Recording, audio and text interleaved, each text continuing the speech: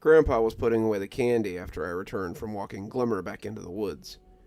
If Grandpa thought anything about my time with his old flame, he didn't say anything. I hadn't exactly set out to begin a relationship with one of the creatures Grandpa was always warning me about in the woods, but it was something that had just sort of happened. The two of us tried not to rub it in his face, and I got the feeling that it made Glimmer a little bit uncomfortable if she thought about it too much. I wonder if I would be in Grandpa's shoes one day, watching my own kids or grandkids falling for this mysterious creature as well. I flopped into Grandma's old rocker, and Grandpa wasn't far behind me. He sat there with a contented smile on his face before looking over at me, a wide grin stretching across it. He tossed something at me, and as it flopped onto my chest, I could see it was a Reese's cup. I opened it gladly, realizing that Grandpa had likely saved it for me as the kids came to take handfuls of candy from the bowl. They were always very polite. Mountain kids seemed to have learned manners before they could walk, and Grandpa never minded sending them away with a few new cavities every Halloween. I managed to slide it into my pocket as the Hellfrey boy was coming up. Figured you deserved two of your favorite things this year, he said with a little wink. I felt a little guilty as I nibbled at the chocolate disc, knowing the other treat he was talking about. Gramps, I feel a little weird about this. Is this okay? This isn't crossing a line, is it? What you mean, kiddo? Grandpa asked, his hand freezing as he reached for the remote. Glimmer and me, I don't want there to be any... But a knock turned both of us back to the front door. A muffled voice was laughing and saying, "Trick or treat," but Grandpa looked like someone had goosed him with a poker. He came shakily out of his chair, stepping carefully over to the door as he asked who it was. This made me feel a little strange. Grandpa never asked for a stranger's name before opening the door. Grandpa was always a good host, and welcomed anyone who came knocking into his house. "It's me, sir. Sorry, I know the light's off, but Clara and I wanted to hit your house before we went home." Grandpa smiled as he pushed the door open, revealing the McCaffrey twins from down the road. "Why, Kyle and Clara McCaffrey, I wondered what had become of you. Did you start at the bottom of the mountain this year?" Both kids, one dressed as Elsa and the other dressed as Thor, nodded. "We sure did. We wanted to end up closer to home, so we figured it would be easier to walk up with empty sacks, and we filled them." "Smart kids," Grandpa said. "Son, go get that bowl for these two wayward travelers in search of sweets." I pulled the bowl out of the cabinet, and Grandpa rationed the contents equally between the two. The two kids' face lit up, and they thanked him for their sweet treats. He told them to hurry home and not to get caught by anything spooky on the way up the mountain. They said they'd be careful, and off they ran as their hands came together. Grandpa watched them go, smiling as the two kids ran off for home. Good kids. They had me worried for a minute. I was worried they might be something else. He turned to find me grabbing a couple of beers out of the fridge as we stepped out onto the front porch, content to put my previous question on the back burner for now. Sounds like another Grandpa classic coming up. Grandpa laughed, having a sip as he held the beer out for a clink. "It was while I was in the army. Not all of us went to the front. Some of us had to go guard the Alaskan front from the Ruskies, and I was sent there for my first year and a half in the army. I would eventually make it to the front and come back alive somehow, but my time in Alaska was the strangest time of my life." He was just getting ready to get started when 4 feet came running back up the driveway.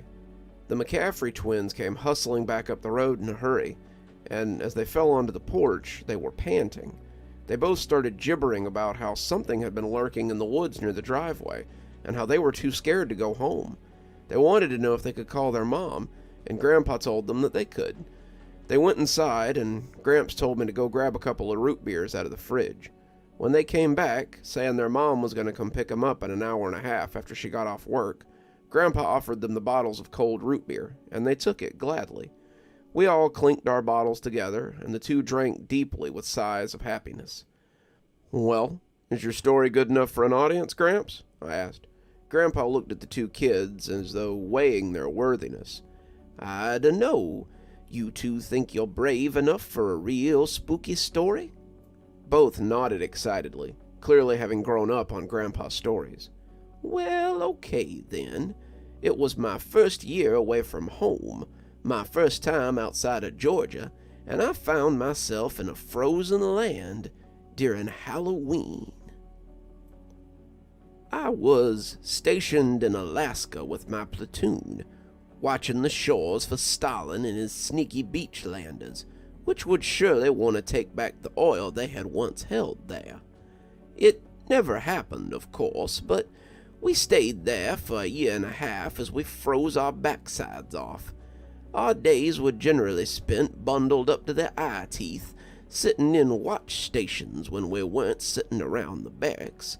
I picked up some skills, learned to play the guitar, and generally used my time to better myself while my checks went home to my parents.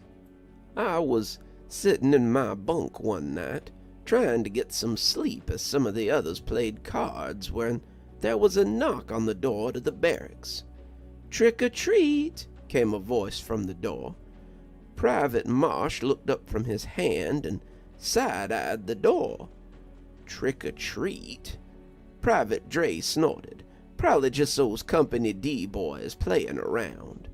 "I dunno. I guess it could be kids from town," Corporal Snyder said.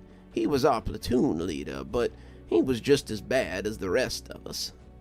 "How the hell would kids from town get to our barracks?" Marsh asked, laying down 2 cards and taking 2 from the deck. "Well, this place is pretty run down," Snyder hedged.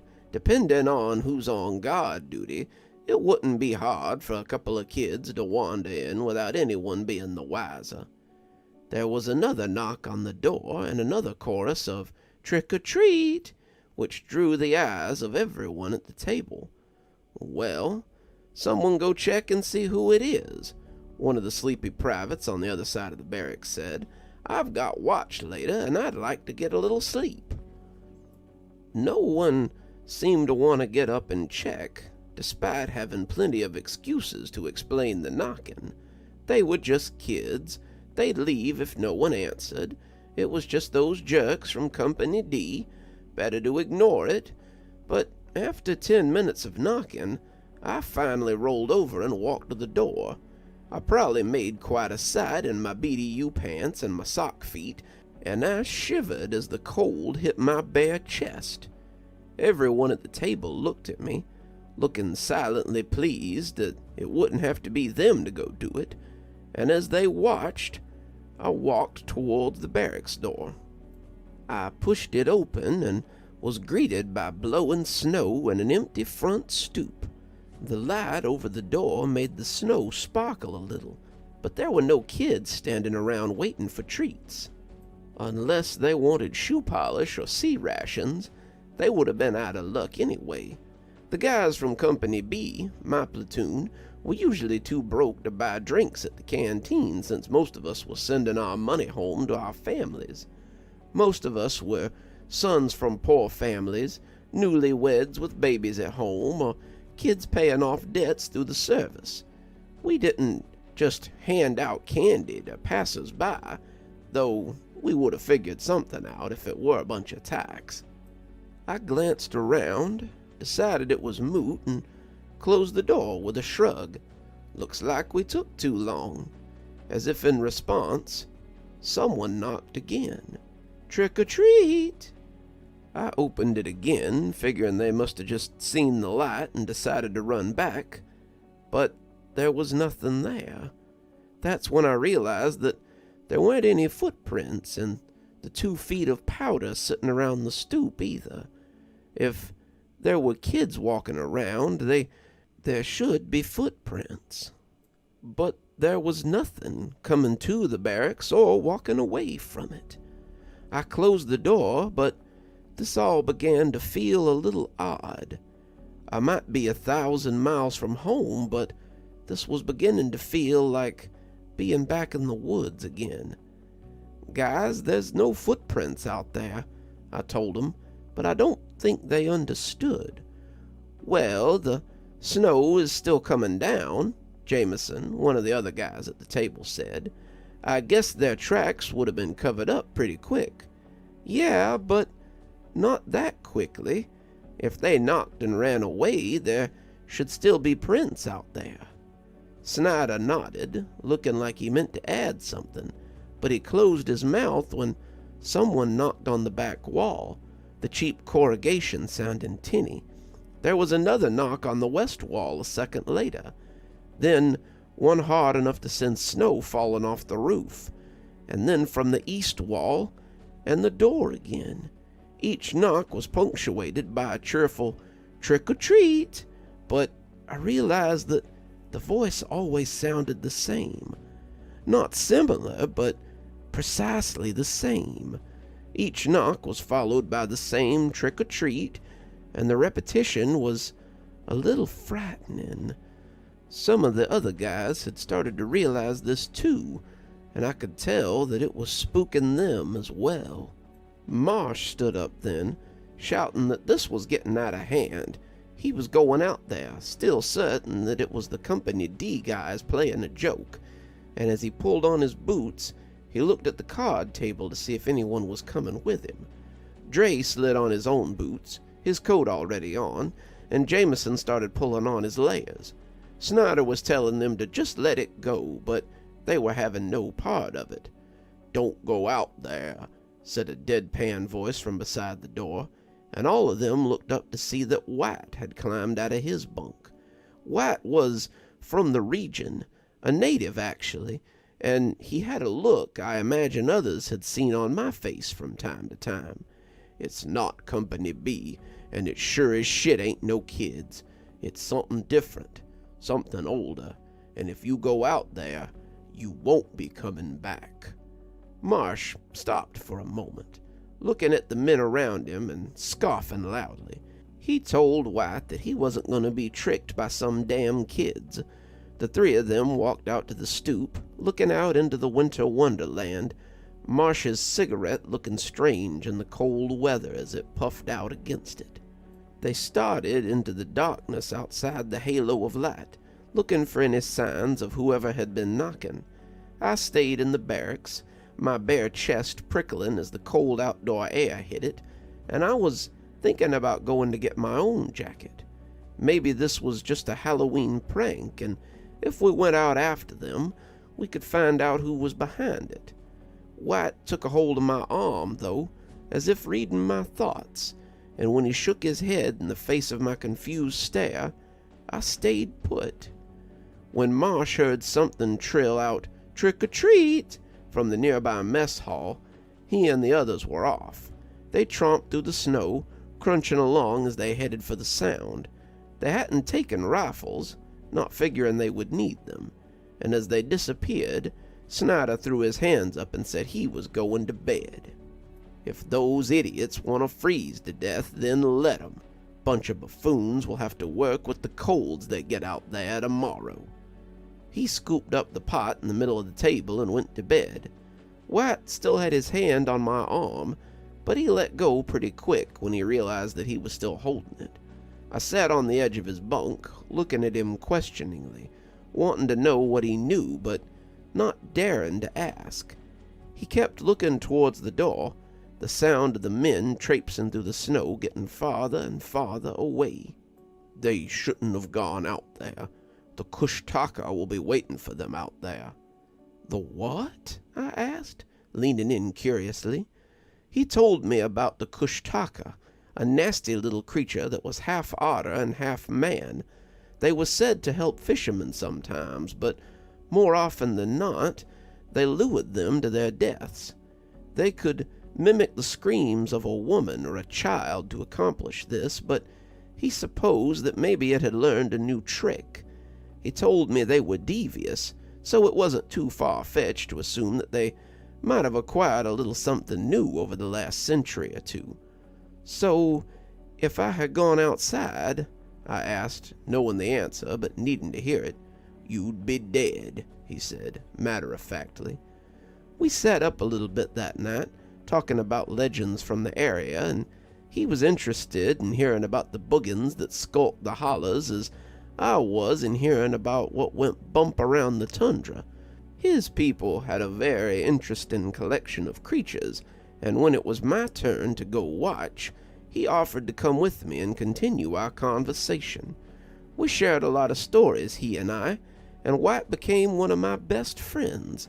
Of the 3 that went out that night, only Jameson ever came back. They found him frostbitten in the woods behind the base, and he was discharged after losing a foot and his left arm to the cold. He kept gibbering about shadowy, slippery things and how his friends had been dragged off towards the water. I never saw him again, but I saw other things out there on the icy banks of Anchorage. We all sat quietly, listening to the story, and the perspiration that ran down my bottle was very cold against my palm. When the lights of an approaching station wagon lit the porch, everyone but Grandpa jumped a little. "Mommy!" both kids squealed, thanking Grandpa for the root beer and the candy before running to the car. Grandpa smiled as he watched them go, but I still had questions as his story came to an end. "So, was it the Kushtaka?" I asked. Grandpa shrugged. "Whether it was or not, they still never found those 2 privates from my platoon. They dredged the waterfront, they searched the woods, but they never found a trace of Private Marsh or Private Dre. And from what I heard, Private Jameson was never in his right mind ever again." Grandpa watched the taillights disappear down the driveway, looking to the woods as if searching for the thing that had scared the kids. "Remember that, kiddo. Only some people who go into the woods come out again. Some never come out, and some come back broken. But some go in again and again, and never feel more than a momentary sting." "Are you trying to warn me about—" But he cut me off with the sound of his bottle as it sailed off to shatter against a nearby tree. The motion was smooth, practiced, and filled with zero malice. Grandpa threw the bottle into the woods because he always had, and when he turned back to smile at me, I knew he wasn't mad. "I'm telling you that it's okay if you want to see her. It's okay if you want to do more than see her, but don't forget what she is. Glimmer can't help what she is, no more than you can be held responsible for your humanity. But don't forget that there are things in her world that hate you because God gave you a soul and a choice. I can't prove that none of them have a soul, but I know they hold such things against us. I won't tell you not to see her, but I will tell you to be careful, boy. Be careful, and be prepared." He left me to think about it, and I heard the TV come to life as he took his recliner again. It seemed life was only going to get tougher from here.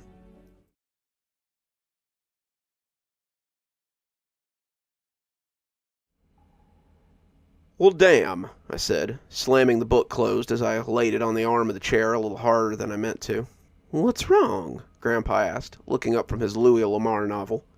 I looked over and could see the snow beginning to fall behind him again. I had hoped the snow would hold off for a little while longer, but it looked like we could be snowbound again. The lull in the snowfall today had been the first time we'd been able to get out on the old truck for about a week, and we had taken the opportunity to get some groceries, eat a meal that we didn't have to cook, and make a trip to the used bookstore in town. Grandpa had a ton of books, but he was always in the mood to get a few more. To his credit, he always bought them, read them, and then shelved them before getting another one, a system I never quite took to. I'd found 3 of the 4 Dragonlance novels, and had been chewing my way through them while we were snowed in. I had hoped to find the 4th one, Dragons of Summer Flame, and, as if sent a gift from Providence, it was sitting midway down the 3 for $1 bin. I should have checked it out before I dropped a whole 33 cents on it, but I'd been too excited to finish the story, and now I'd have to pay the price. "Someone tore the last few pages out of my book," I said, my anger growing the longer I thought about it. "Now how will I know how it ends?" Grandpa laughed. "Could be worse. I suppose the pages could be blank. Then you'd know the ruin ate them." I scrunched up my brows. "The what?" "A ruin," Grandpa said, marking his place in his book. "It's the bane of all written words, and those who enjoy them." "Yeah, I heard you, but what is it?" "They look like little foxes, and they live in the margins of the books. They eat words, and they steal secrets. something they hoard like a dragon's treasure. I stared at Grandpa for a few minutes to see if he was messing with me, but the longer he stared back, the more I realized that he was serious. Why shouldn't he be? We had faced a creature made from a mass grave just this fall, and Grandpa had spent his time before that teaching me about the different creatures that called the Appalachian wilderness their home. Of all the things I'd heard about in that time, you'd think that nothing would surprise me anymore, but this definitely caught me off guard. Grandma used to say that they were the bane of a well-stocked library. I saw a pair of them once while I was stationed in Alaska. Cute little devils, but they almost ran my friend's sister out of business. Was this the native guy you befriended? I asked, tossing the book on the nightstand, as it was far more interesting to hear this story. Indeed. John White was one of my best friends. It was fortunate that he didn't go to the front lines when the time came, though I doubt he thought himself fortunate at the time. One story at a time, Gramps. Let's talk about these fox things first. Grandpa smiled, tilting his head as he tried to think of a good starting point. I guess it all started when his sister came to visit us at the barracks. Elise was a few years older than John, and they could have been twins if not for the glasses. She came trudging up to the barracks one morning just as we were finishing the top-to-bottom barracks clean that we did every Wednesday, and John separated from us so he could go speak to her. The men were curious. Most of them hadn't seen a woman in about 3 months, what with the snow. Elise didn't have anything for them, though. She talked with John, and they spoke a while in the language the natives spoke on the res. When John pointed at me, his sister looked dubious. They spoke a little longer, and without warning, they parted like players in a huddle. As John came back, he picked up his shovel, and the two of us started pushing sludge off the walk. "Everything okay?" I asked, after he'd shoveled in peace for a few minutes. "Allah is having trouble with a spirit.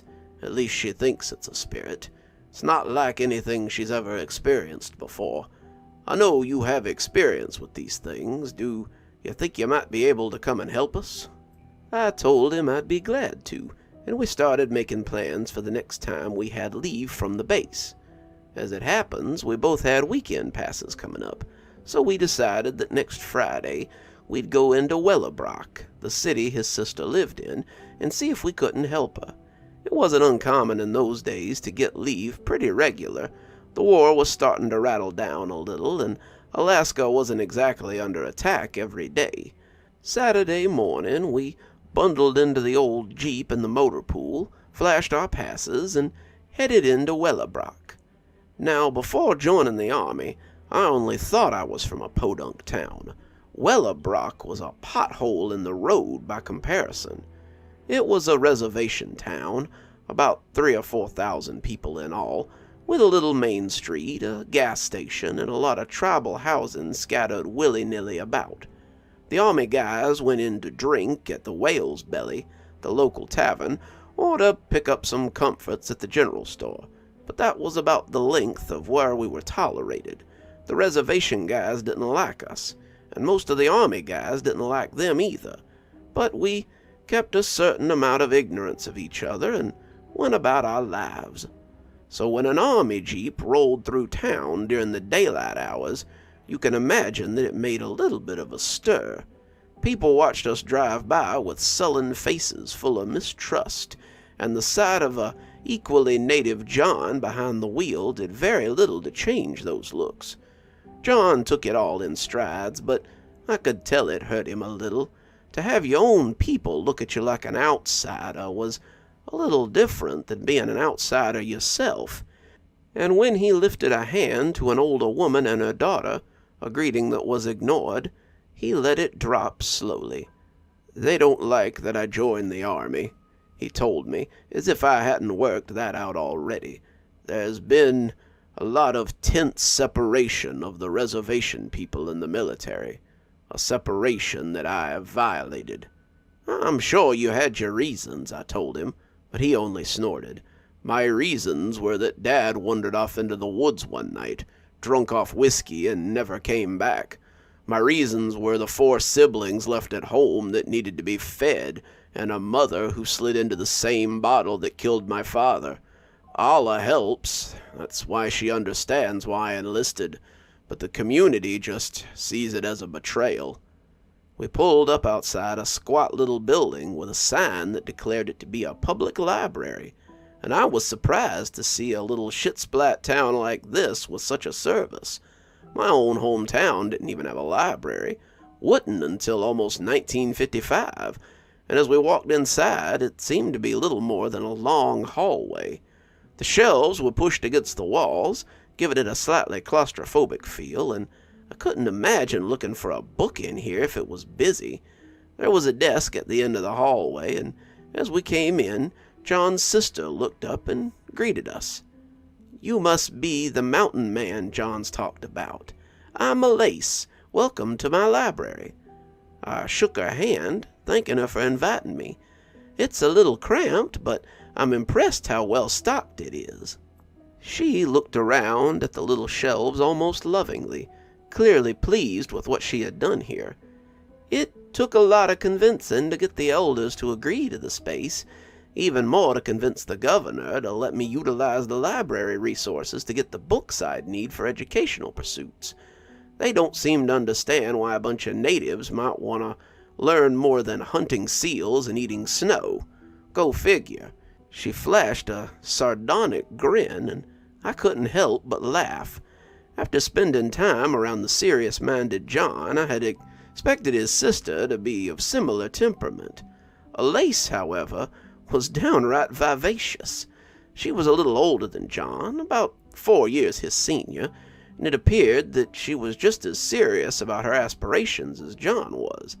She was a knowledge seeker, someone interested in understanding more than what resides in this world, and she reminded me a little of my grandmother.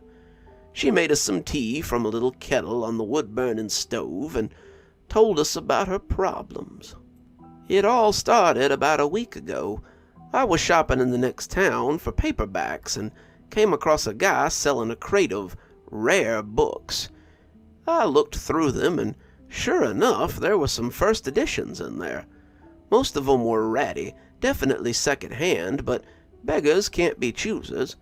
For someone with a budget as small as mine, a crate of books for a price so low was too good to pass up. But once I got them back to the library, I realized I'd been had. The books had been vandalized. Pages were blank, paragraphs were missing, some of the books were just completely empty. I got the books that were complete and put them on the shelves, but that's when the others started disappearing. Books I'd had for months, books I'd had since I was a little girl, started being returned incomplete. Paragraphs from the middle of the book, sentences with certain words, and finally, whole books had been scrubbed clean. I don't know what was doing it, but I know it wasn't natural. "How can you tell?" John asked. She took a book off a desk and showed us a series of small paw prints inside it. "They've left these prints in quite a few books. The weird part is, the prints are made with ink, but they're always dry, and they don't smudge on any of the other pages. If it were only a book or two, I could let it slide. Everything must eat after all, but it has eaten 30 books in the last 6 days. Many others are now incomplete, missing parts of their story, and I don't have the budget to replace so many books. I need them to stop. I need this to stop, because if it doesn't, then the council will close the library for sure." John was perplexed, but I knew exactly what she was dealing with. "They're fox prints," I said, and both of them looked at me in surprise. "As far as I can tell, yes," Elise said, "but how did you know that?" "They're called ruins, or ruins. I'm not sure. Grandma's accent made it a little hard to tell, but she had an infestation of them in her library once. She had picked them up in an old book she'd bought from a traveling man, some collection of old herbs and poultices, and it chewed through some of her books before she caught it. Little terrors, she called them, but she knew just how to trap 'em." "How do we do that?" John asked, intrigued by the idea of something he'd never seen before. "They like to eat written word, but there's one thing above all else they can't resist, and that's secrets. I remember how my grandma had taken out an old leather book from a shelf, lovingly running her fingers over the cover before opening it to a spot in the middle. She inscribed a mark over the childish writing inside, dragging her finger over the page after dipping it in an inkwell, and mumbling to herself. I was small, so I didn't have any clue what she was doing.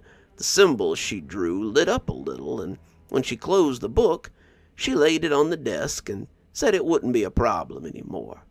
I asked if Elise had an old journal, something from when she was a kid, and she said she had just the thing. She told us to watch the library for her, and about an hour later she came back with a little notebook under one arm. It's from high school. I'd kept it for an English class, and after the assignment I just kept writing in it. I've been writing in it for the last 4 years. I don't know if there's any particularly good secrets in it, but hopefully it'll help. I paged through looking for something good, and finally came to something I thought would work. It was a passage about a boyfriend that she'd kept from her parents, a boy named Inuksuk.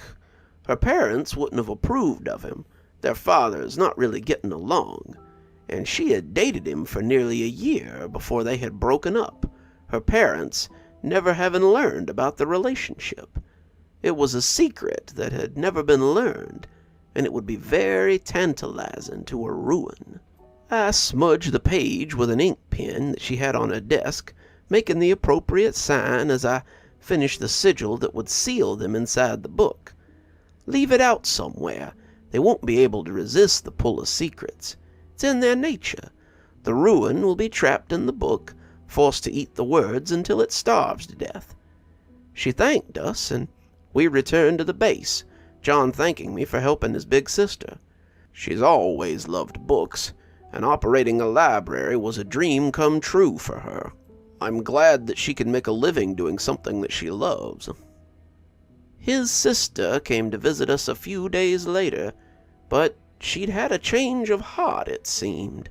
When she came charging through the gates about midday, I think I'd have rather stood in the way of a charging polar bear.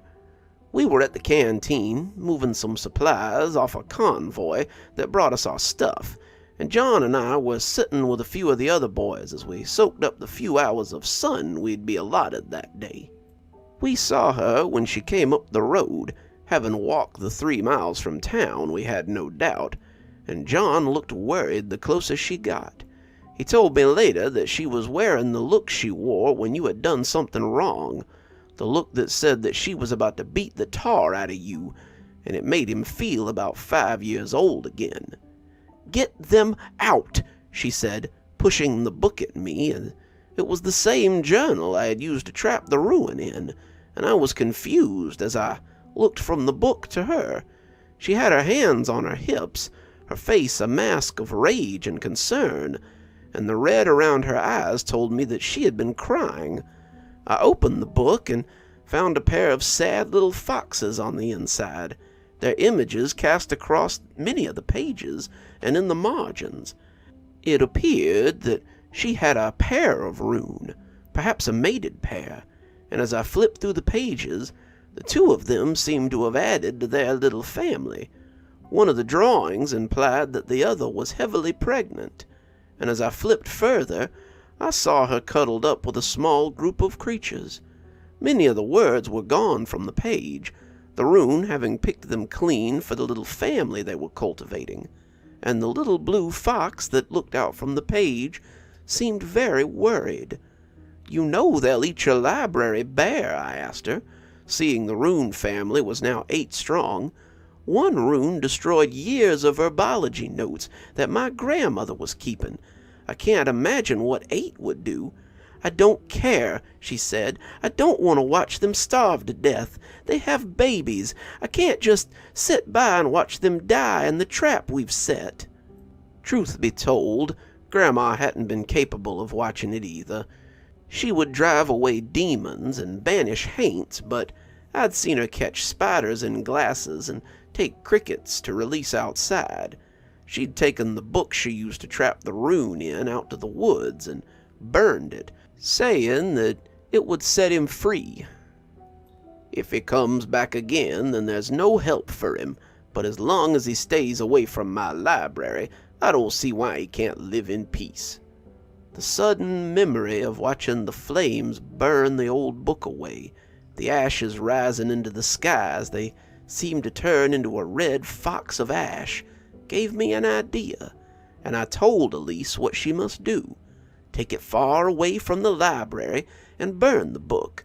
It won't hurt them, and once the sigil is destroyed, they'll be free to leave the book and go about their business. That business might take them back to your library, but if they sense that your intentions are good, they might also move on without a fuss. That seemed to soften her some, and she took the book and thanked me for the help. The Rune family never came back to the library, and I don't know what became of them, but I do know that there was a fire at a nearby military archive that year, about 100 miles from our base.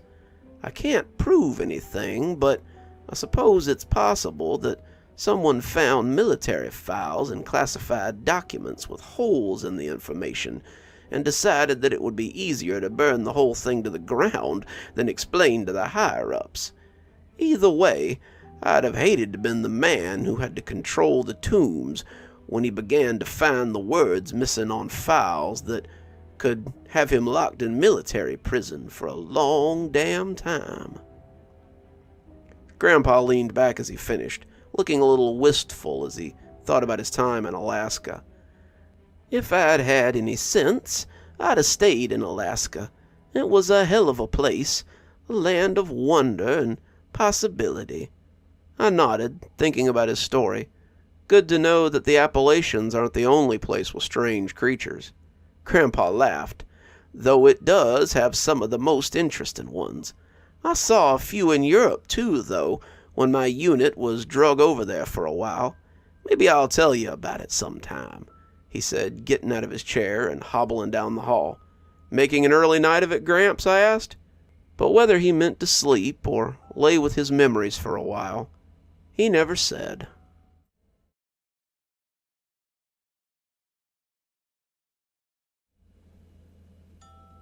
Reminds me a little of the last time I followed tracks in the snow. The steam rose as I blew into my hands, looking back at Grandpa as we made our way through the snowy forest. It was February, and the weather had been temperamental since Thanksgiving. We had experienced some thick snow since the 1st of December, and the usual decorations had looked pretty festive this year as they huddled amidst it. We had picked up as many of them as possible, but I knew that come spring we would find more of them buried where the snow had been. It figured this would be when Clarence, the cat owned by Grandpa's closest neighbor, would have chosen to get loose. Clarence was a large Mancoon, fluffier than most dogs, and she had been on the phone to Grandpa when I looked up to see the temperamental feline loping through the snow in front of our house. Grandpa had gone out to try to sweet-talk the ball of fur, looking ridiculous in his pajama pants and rain boots, as I stood on the porch and tried to get him to bundle up. He had been sick throughout Christmas, a nasty flu having put him to bed, and I'd been afraid I might wake up one morning to find that he had wheezed out his last. Then, the day before New Year's, I'd gotten up to find him cooking breakfast and feeling more like his old self. Now he was out in the snow looking for a cat, though he was more likely looking for a good case of pneumonia. To his credit, he had put on his cold weather clothes before heading out into the woods. He looked like a small bear in his snow pants and thick furry coat, his fluffy hat with the ear covers pulling the whole illusion together. Among other things on the long list of Grandpa's talents, he was a great tracker and had taken to the woods to find the cat. It didn't exactly take a master hunter to follow the cat's trail today, and it looked more like he had bounded from snowbank to snowbank. Oh, I said, feeling that maybe a Grandpa story would help move things along. Of course, we were following something a little bigger than a cat that time. I shivered as Grandpa pushed a branch out of the way. a snowbank falling on top of my head. The cold powder fell off, thankfully, before it could melt and soak through my thick coat. "Hunting wolves?" I asked, joking but a little curious to know what Grandpa could have been hunting in the army. "Bigger than that," he said, looking between a pair of prints and following the smaller of the two. "Bear, maybe?" "Nope," he said, looking back to grin wickedly. "It was nothing short of the most dangerous prey of all. Man." John and I were on guard, keeping each other company through the cold night, when I first saw the lights off over a snowy hill. I could see a truck trudging angrily over the hills of snow, its lights heading for the nearby forest. The local woods weren't a great one, little more than 50 or 60 acres of dense and hardy mountain trees. The trees in Georgia were no lightweights, but these Alaskan trees were definitely built for the weather. You might ask what anyone was doing out in the middle of the night that close to the woods, but it was February, a little before Valentine's Day, and it had been dark nearly all day. In reality, they were driving up there about 6 p.m., right about the time our watch had started. And soon I could see a fire winking on the horizon. "Surely they aren't camping out there," I said to John. "Why not?" he asked. "If they've spotted a caribou herd and can take a few of them, all the better for the tribe." He took out his binoculars to see if he could catch a glimpse of anyone in particular, but despite the clearness of the night, it was no good. The best John could determine, there were 5 figures around a fire, and they seemed to be getting ready to head into the woods. He was a little more interested than I thought was strictly healthy, and finally John scoffed as he put down the binoculars and shook his head. "They can't be going into the woods. No one with any sense would go into the woods after dark." I snorted and commented that it was always dark this time of year, but John didn't laugh. "There are things here that know the difference between dark and night. If they're out there this late, they're either very foolish or they have grit." "Let's hope it's the grit then," I said, my breath puffing out as we kept our eternal vigil over the frozen tundra that stretched brightly around us. By this time I had been in Alaska a year, the first of my 3-year stretch over there, and the cold never got any easier to handle. I don't remember being warm the whole time I was in Alaska. Not the sort of warm that I was used to. I was accustomed to sitting by a river bank as spring bloomed, catching the sluggish fish that lays through the snow melt. Alaska was beautiful, without a doubt, but I never quite acclimated to the weather. A few days later, John woke me up around midday, his own eyes a little less bleary this time. "I need your help, if you're willing." It was all he had to say. I was up and dressed in a matter of minutes, accepting a mug of cowboy coffee from John. He was dressed warmly, his thick service coat pulled up to the ears, which were covered by a furry hat I'd seen him wear often on post. He had a rifle slung over his shoulder, and his boots had fresh snow clinging to them. "What do you need?" I asked, pulling on my own coat and grabbing my sugging cap. Apparently one of those foolish kids around the fire was my godson, Liam. He and some of his friends were looking for something that had taken some livestock off the farm, and they've been gone for 2 days.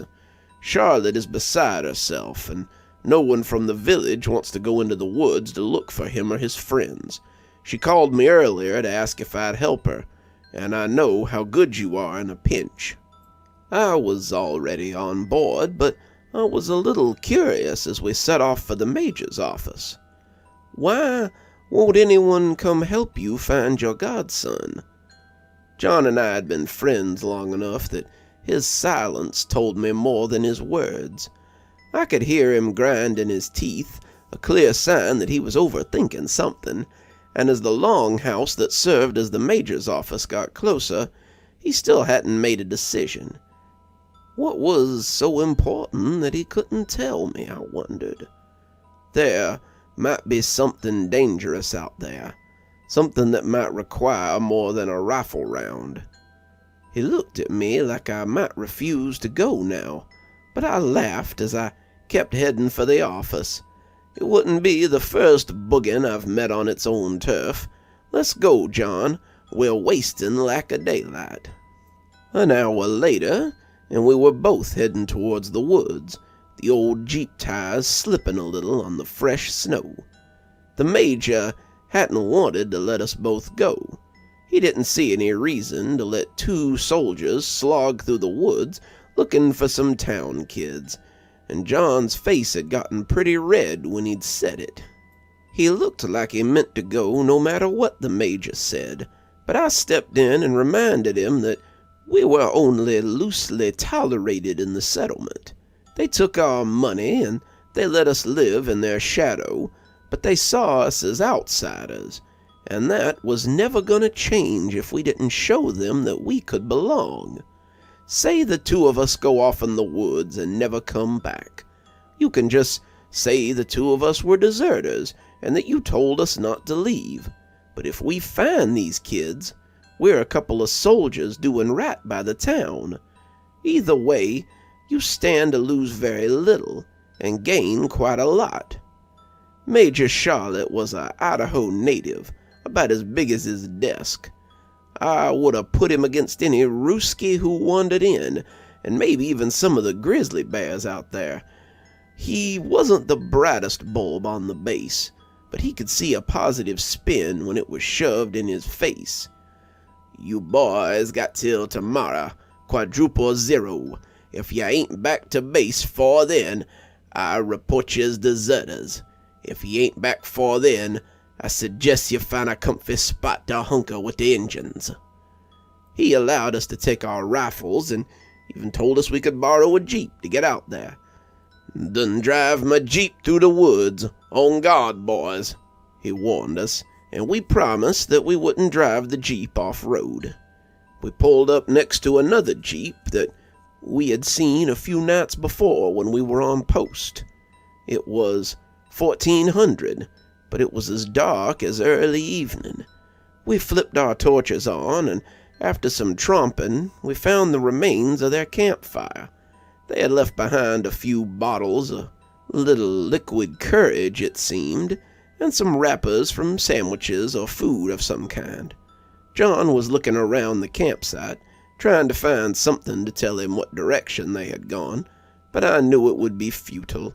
It had snowed for 2 days, and the powder was nearly deep enough to cover the campfire. I waged that we'd find them somewhere in the woods if they were still alive. Is there a house out there? A cave, maybe? Somewhere they could have gotten out of the cold? John looked back at the foreboding canopy and shuddered. I have no idea. We don't go into these woods, or never did when I was young. Why? I asked, thinking it odd that anyone could quash the urge to take to the woods in search of game or just adventure. John looked at the midnight gathering of frosty trees and sighed stoically. It appears we have some time. Would you like to hear a story of these woods? I told him I would, and we crunched along as we headed into the tree line. My grandmother told me that long, long ago, when we were outsiders here, we came to settle and were hunted by something that we could not run from, something we could not escape. It came at night, hunting us as we shivered in our tents. Those who stood against it died. Those who hid were found, and no one was sure what to do. It wasn't just our tribe either. When we came together, other tribes reported losing people to this thing. Some believed it was death itself, come for us since we had dared to enter its domain. But others believed it might be something different. Our elders had faced things like this before, these creatures of the other world, and came out the victors, and they believed that they could do it again. As John told his tale, I began to see the woods around us as something different. I felt comfortable as the trees shaded us from the expressive sky, the womb of the woods, a place I had always loved in my boyhood. It was just another forest, my mind told me, and I knew how to move in a forest.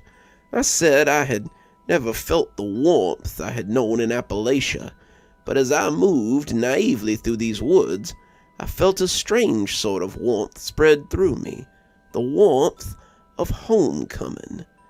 And so, all the elders came together to discuss the issue. For days they deliberated, people still being drug off in the night. They discussed how it could be done, but they knew that they would have to know what they were dealing with first. They would need to trap the beast, and where better than a place it would feel safe enough to get cocky. They drew it into the woods with something they knew it couldn't resist, and when the trap was set and the sacrifice was released, they began to close the snare. As I moved through the woods, however, and John began to lay out his story, the forest changed. No longer was it a comfortable jaunt through the woods, but a crouching beast waiting to spring. Was this how the people in John's story had felt? Walking meat, just waiting for the butcher to come for them. The deeper we went, the more the beauty seemed like rouge smeared across the face of a monster. The farther in we went, the more that quiet weight hung around me. The barely contained hush seemed to be holding its breath, so I would drop my guard. As we clumped through the woods, my mind presented me with a picture of the beast that would be stalking us. A huge wolf, some massive black hound as big as a bear, stalking the woods as it followed us. It would be waiting behind a tree, peeking from behind a snowbank, and when it caught sight of me, it would grin with a mouthful of nasty teeth that would part to reveal its deep throat full of bellowing growls. It would blot out the moon as it leapt at us, burying us beneath its bulk and killing us before we could even scream. I was looking around, trying to catch the beast before it got us, when I tripped over something in the snow. As I looked to see what had spilled me, I found the first of our lost boys. His eyes were big and staring, frost forming on the orbs as he looked off into the woods. My foot had crunched through what I thought was ice, but turned out to be a gout of red that had turned solid. Something had ripped his throat out, leaving his meat frozen in the cold. His face was locked into the most exquisite look of terror, and I was tempted to run back to the jeep before I could encounter what had scared him so much. "Look," John whispered, pointing away from the body and towards the drag marks through the snow. It made a perfect little trail of frozen blood for us to follow, complete with several large and foreboding footprints. "Come on," John said. "That seems like a pretty good clue to me." As we walked on through the frozen wonderland, I suddenly couldn't stand the stifling quiet. "So, what was it?" "Could be a bear, maybe a wolf. Can't think of anything else that would—" "No, I mean the thing they trapped in your story." "Oh," John said, keeping his voice low as he let his rifle lead the way. "They called it the Quileute, and it was a spirit of death. They had believed it was many creatures, but what appeared was a single creature.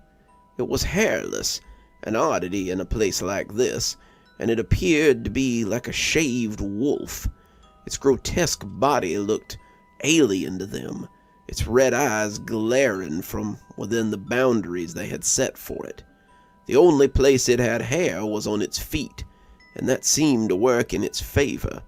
It could move without leaving a trace, making it a dangerous foe in the wild. With the creature trapped, though, it seemed that they had bottled death, but they had done too well. As we moved, following the bloody trail, I began to believe I could almost hear the snow breaking as something followed us. Suddenly, death couldn't take them. The hunters feared no enemy. The explorers feared not the mountain's cold or height. They explored the unimaginable, fought the incredible, and learned the things that had eluded them. The longer it went on, however, the less there was to seek. People became stagnant, and many of them wished for an end. They had lived and wanted to move on to what came next.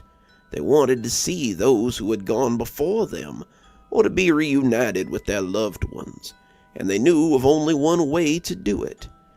"Can't imagine too much life being a problem," I whispered, but immediately regretted it. I supposed after seeing the bone collector, I could imagine too much life being a little bit problematic. It was always a stretch for me too when I was a kid, but as I get older, I can kind of imagine why it might get old. At any rate, they made a deal with the creature. They would send those to him who were ready to go, and any who were foolish enough to hunt the woods by night would be his prey. He would stalk the woods, but leave the places of man alone, and he agreed to such terms if he could walk the land again. We saw something jutting up from the snow, and as we followed the blood smears, we found a cave. To call it a cave might be a little generous, but it was an overhang and looked fairly dry inside. Without knowing what was in there, however, it might as well have been the open mouth of a dragon. As we hunkered down to peek inside, a snarling wolf head suddenly leered from the mouth of the cave. He was huge, almost as large as the bears we'd seen, and its fur was patchy and scraggy. Its pink skin was covered in sores, its nose split down the middle like someone had taken a knife to it, and its teeth were double rows of sharp yellow fangs. It was a freak, a mutant of some sort, and both of us had 2 pounds of pressure on a 5-pound trigger when someone yelled for us to stop. "Don't shoot! Don't shoot!" From behind the creature came a half-grown man in filthy snow gear. "Liam," John said, pulling the man to him as he shivered in his arms. He was filthy and freezing, but he was still alive, and apparently the only survivor of the group. One of his legs was chewed up badly, his left arm a mass of infected-looking bites, and as he hobbled out of the woods, he told us what had happened. Ma was missing sheep, and Dad, well, you know Dad's been trapped by the same bottle he crawled into after the sawmill laid him off. Ma told me to just let it go. She always says it's the death hound, or whatever they call it, but I knew it was something flesh and blood. Spirits don't need to drag your sheep off into the woods, so we went to kill it. It got Ao first, drug him off into the dark, and tore him up. When we went to help him, it got Tom, too. It tore his throat out and just jumped on Mock, too. All the while, we just kept putting shots into it, and it shrugged it off like snowflakes. I ran as it jumped on Frank, and when I fell into that cave and bashed my head, everything went dark for a while. When I woke up, it was chewing on Frank, ignoring me as I pulled up my gun. It turned to look when I started shooting, though. I shot it 5 times before it finally stopped moving, and then I blacked out again. When I came awake, I was cut up and bit up and freezing. I pulled that thing on top of me, and just kind of existed until you got here. He ended up living, but not without some scars. His arm became infected and had to come off, and he never walked again without a limp. Ultimately, John told me that he crawled into the same bottle as his father, and if I had demons like that kid, I probably would too. He'd seen some terrible things, but it was ultimately less supernatural than John had believed. We were back at the base for 1900 hours, and we were the toast of the town when we brought Liam home. The town did not accept us in one evening, but when I finally packed my bags and headed back to Georgia, I was welcome in any home within Weller Brock. I had ceased to be an outsider, one of the few who ever accomplished it. We were treading familiar territory again, and I could see the house coming into view. It was nearly dusk, and my fingers felt frozen as I stuffed them into my pockets. Grandpa didn't seem to notice, but I was sure his nose had taken on a slightly blue tint after trekking all day. "Looks like our quarry's led us all the way back to the start," I commented, a little sourly. "Guess we won't be catching him after all." "Don't be so sure," Grandpa said, and I was suddenly aware of another set of prints heading for the house. I smiled as I saw Glimmer sitting on the porch steps in her usual garb, as if it wasn't cold enough to make her breath puff out. The cat in question was sitting on her lap, purring happily as she stroked its fur. It looked up mistrustfully as we approached, but she made a soothing noise, and it melted against her once again. "There you are, Hunter. And Fisher, too. It's bad manners to leave a lady sitting in the snow. I could have caught a chill." She rose with the cat in her arms, pecking me on the cheek as she moved onto the porch. "He a friend of yours?" I teased, stroking the cat as he nestled against her. "Nope. But I knew his grandsire. I met him in the woods while Fisher was away playing soldiers when I was a mere slip of a girl." "Sounds like Grandpa isn't the only one with a story today," I joked, as Glimmer cocked an eyebrow at me. "Perhaps, but only if you fix me some of that delicious milk water like last time and invite me in out of the cold. I'll be happy to tell you how I found a poor lost beastie in my woods one night, and how I first became aware of this most remarkable creature you call cats." I smiled as the three of us came inside, Grandpa moving to the phone as I went to get the fire going. Hot chocolate and a roaring fire sounded like the perfect way to end one story and start another.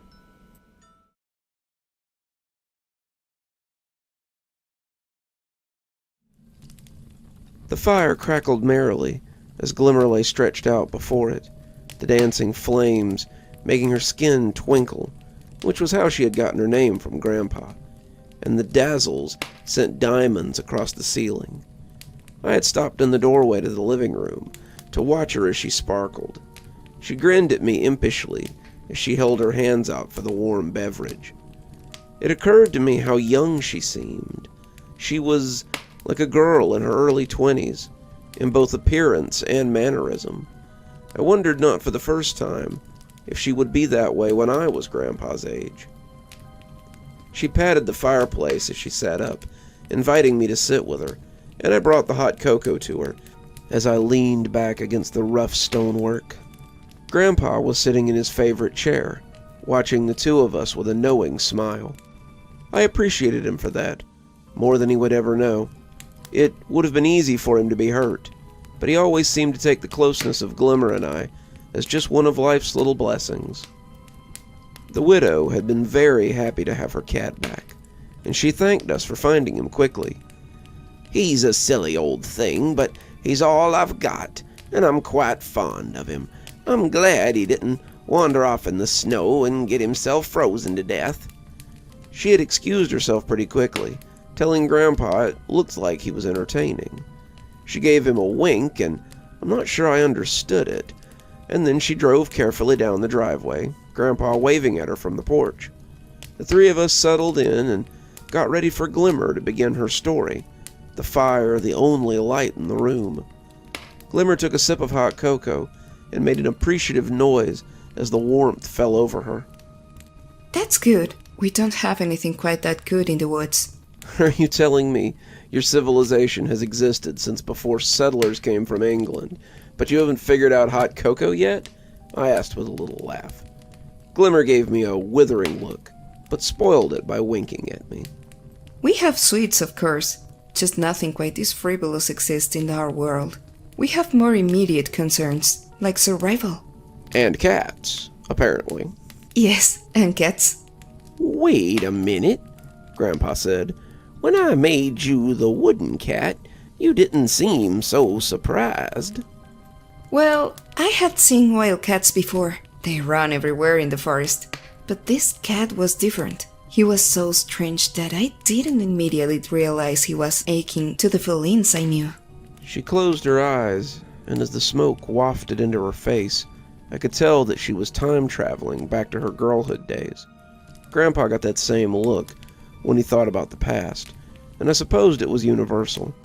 Glimmer was content to let the steam caress her for a few moments, beginning her story without much warning.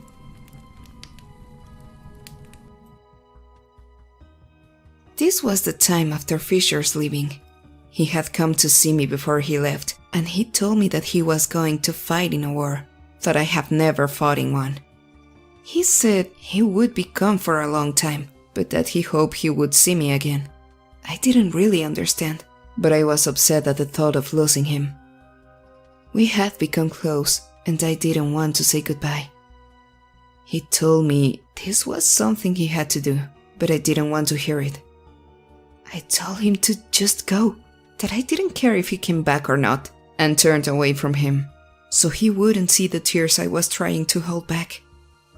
When he said nothing, I turned back to find that I wasn't the only one failing to hold in my sorrow. I was used to seeing Fisher sad, but he had seemed different after his encounter with the bone collector. He told me this was a thing he had to do, and that getting away from the mountains for a while would be good for him. He wanted to see the world and grow into someone who could protect others.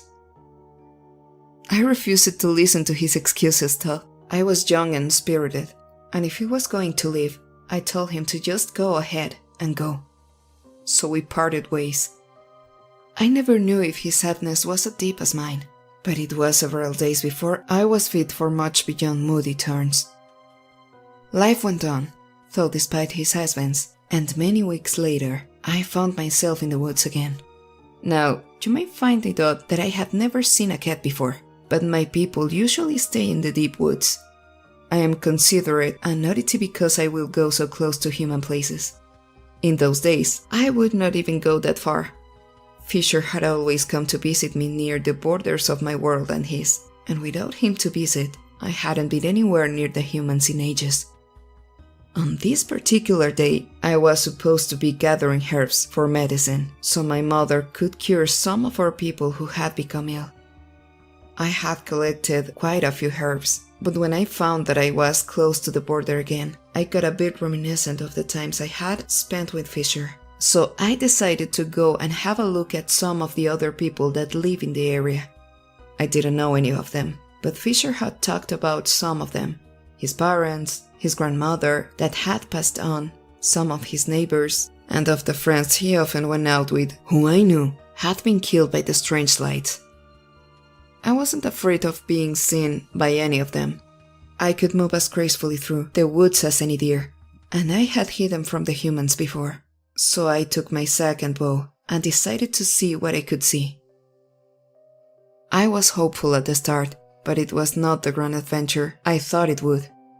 I saw human signs, old fires, and the waste they sometimes leave behind, but I encountered no people.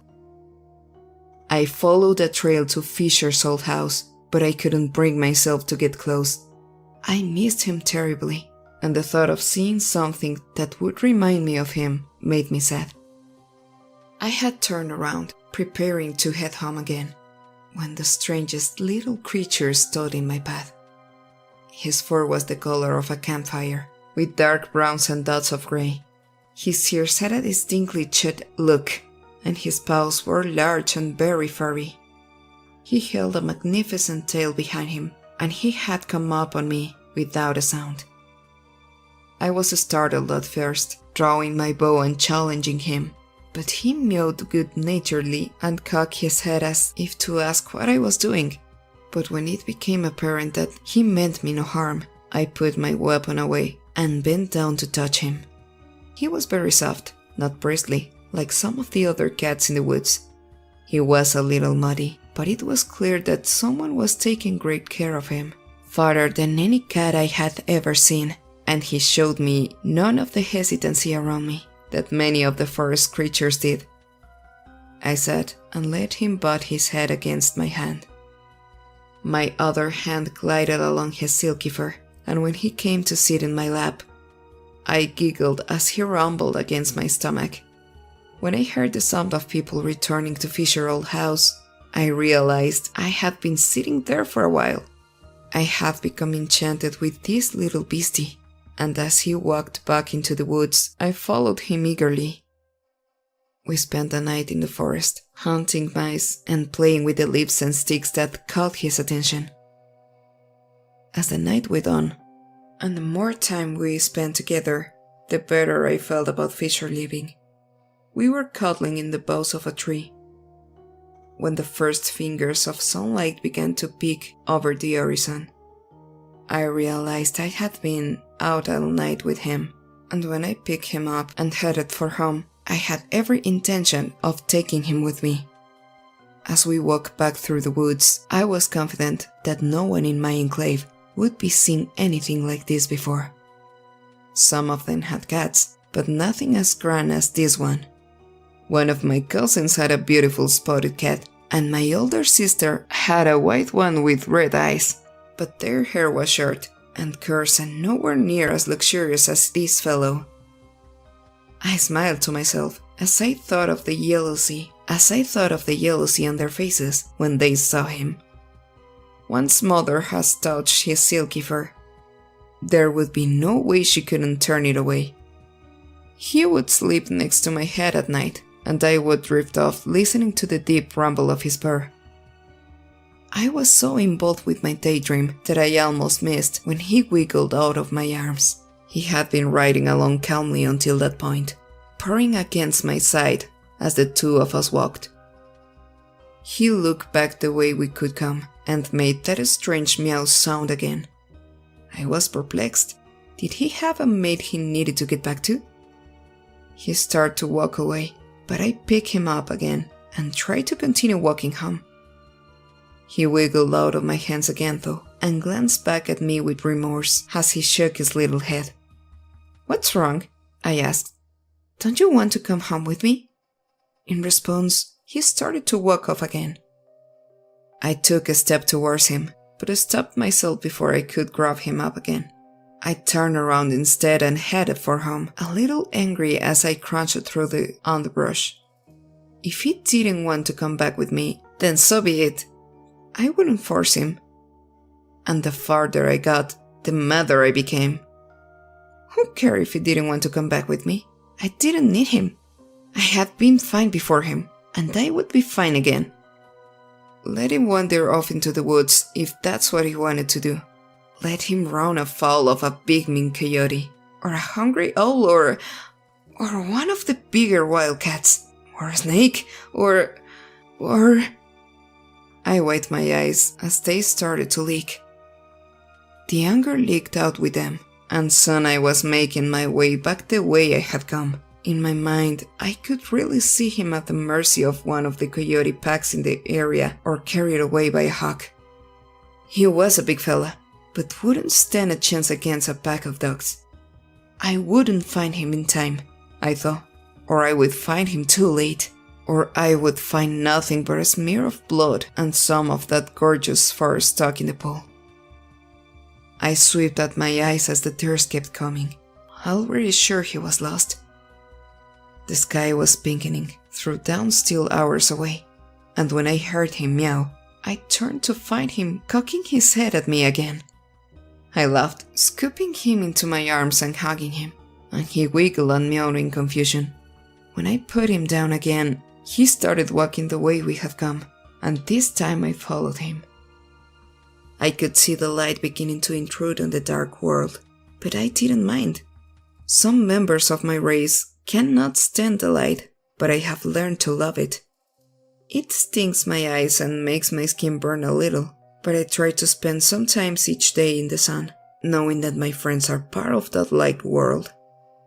That thin line on the horizon would have been enough to send both my parents scuttling back to the depths of the enclave, but I followed my new friend, evenly as he made his way. I expected I would find a little burrow of beasties like him, perhaps even some little ones with a mate who would be worried. But as we got closer to the edges of humanity, I realized where he was heading. When we came to the edge of his home, the lights already on the big house. He looked back at me, much the same way I had looked at him on the border of my world. "What? Don't you want to come with me?" That look said, but I shook my head at him. "No, this is where we must part ways, little friend." He came back, butting up against my leg and giving me another rub of his silky fur, and then he trotted off for home, bounding up in the back porch steps as he sat patiently at the door. I had turned to leave, the door very close now, when a high and excited voice found its way to my ear. "Clarence, you came back!" I peeked through the trees and saw a little girl pulling him into her arms. She couldn't have been more than 8 or 9, and as she rubbed her face against the cats, I realized this had been where he was returning to. She was his family. She was the one had been trying to get back to, and I felt a little guilty for trying to keep him. He had home already, and my ownership of him had been a knack of death.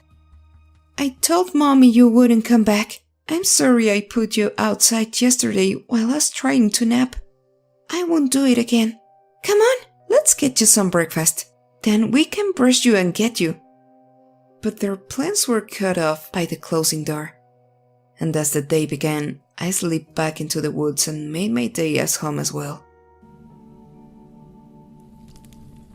The fire crackled as she finished, and I saw a tear roll down her cheek as she remembered that day. I think in a way that was how I said goodbye to you as well, Fisher. To me? Grandpa smiled. You were never mine to keep either. I felt hurt when you left, that I didn't admit it. You were gone, and I thought I could simply exist without you. Watching that cat go, realizing that it might get hurt and feeling hurt that it wouldn't stay, made me remember how you had left as well.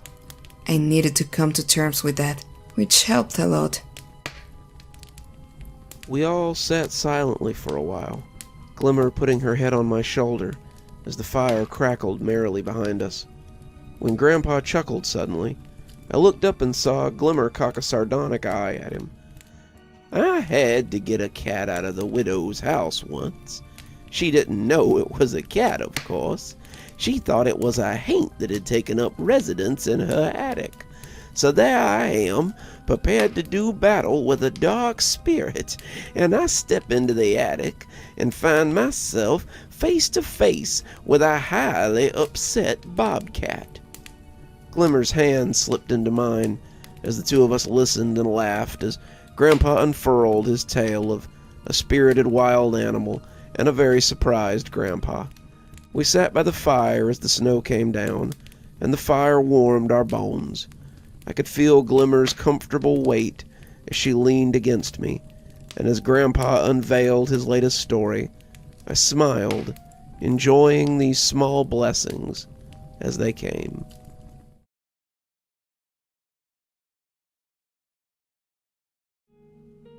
I sighed as I took in the destruction in the shed.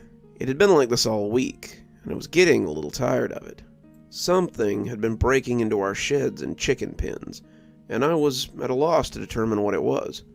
It was big, but it was also smart, and neither doors nor windows seemed to bother it much. It ate meat, as the 4 new chickens we had bought could attest, and grain, as our ripped open sacks of fish feed and chicken feed could attest. I had wondered if it might be a young bear cub, but Grandpa thought it might be a fox, given its craftiness. "Any luck, boy?" he asked, stumbling up beside me with a leathery smile. "Nothing yet. I tell you, Gramps, this thing is tricky." When I had replaced the twist of metal on the chicken coop with a hook lock, it had gotten around it. When I replaced the hook lock with a crossbar on the shed, it had gotten around that too, coming in through a window. Whatever this thing was, it was smarter than your average possum, and I was beginning to wonder what exactly I was dealing with. "Maybe it's the little people," Grandpa said, smiling as he said it. "What, like the fairies you throw bottles for?" "Not quite. More like the ones I met in Alaska. They could just walk in and out of places, and they were wicked smart, too." I opened the door on the varmint trap and wrinkled my nose as I pulled out the bait that Lenny had given me at the trading post. It smelled like old cheese and bad blood, but he said it would attract all kinds of things. Most scavengers couldn't resist it, and even some of the larger predators would find it tasty. I made sure to sprinkle some corn around it, and even set some of the mutilated chicken carcass in there as well, just for good measure. "Sounds like quite a tale. Wanna tell me about it?" It was coming on dark now, the sunset making the sky glow a deep red, and Grandpa nodded as he set off for the house. As the darkness fell, we sat around the kitchen table, drinking cold beers as Grandpa reminisced. "It all started with a briefing from the base colonel and a strange report from some lookouts. We had assembled my unit, what was left of it, and we were about 20 in all.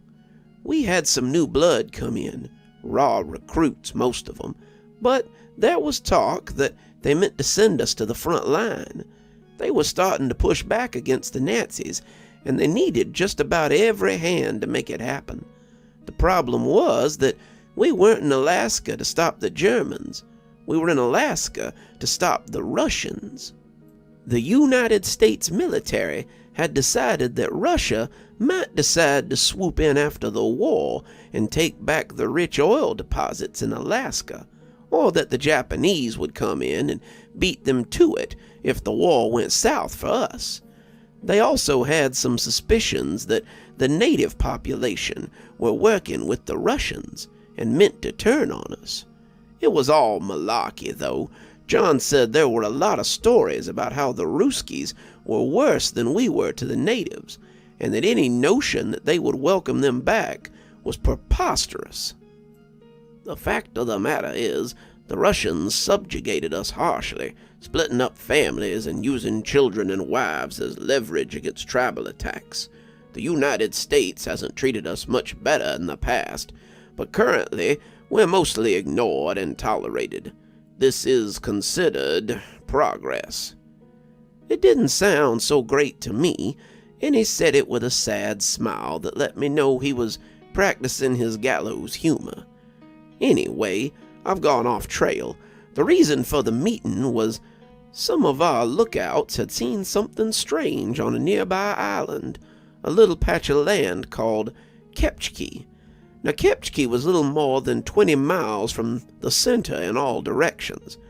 They had a little population of elk and lots of native birds nested there in the warm months. The fishing around the island was supposed to be particularly choice, but the natives did not, as a rule, go to the island. John wouldn't say why, but I suspected it had something to do with cultural superstition, like the woods near town.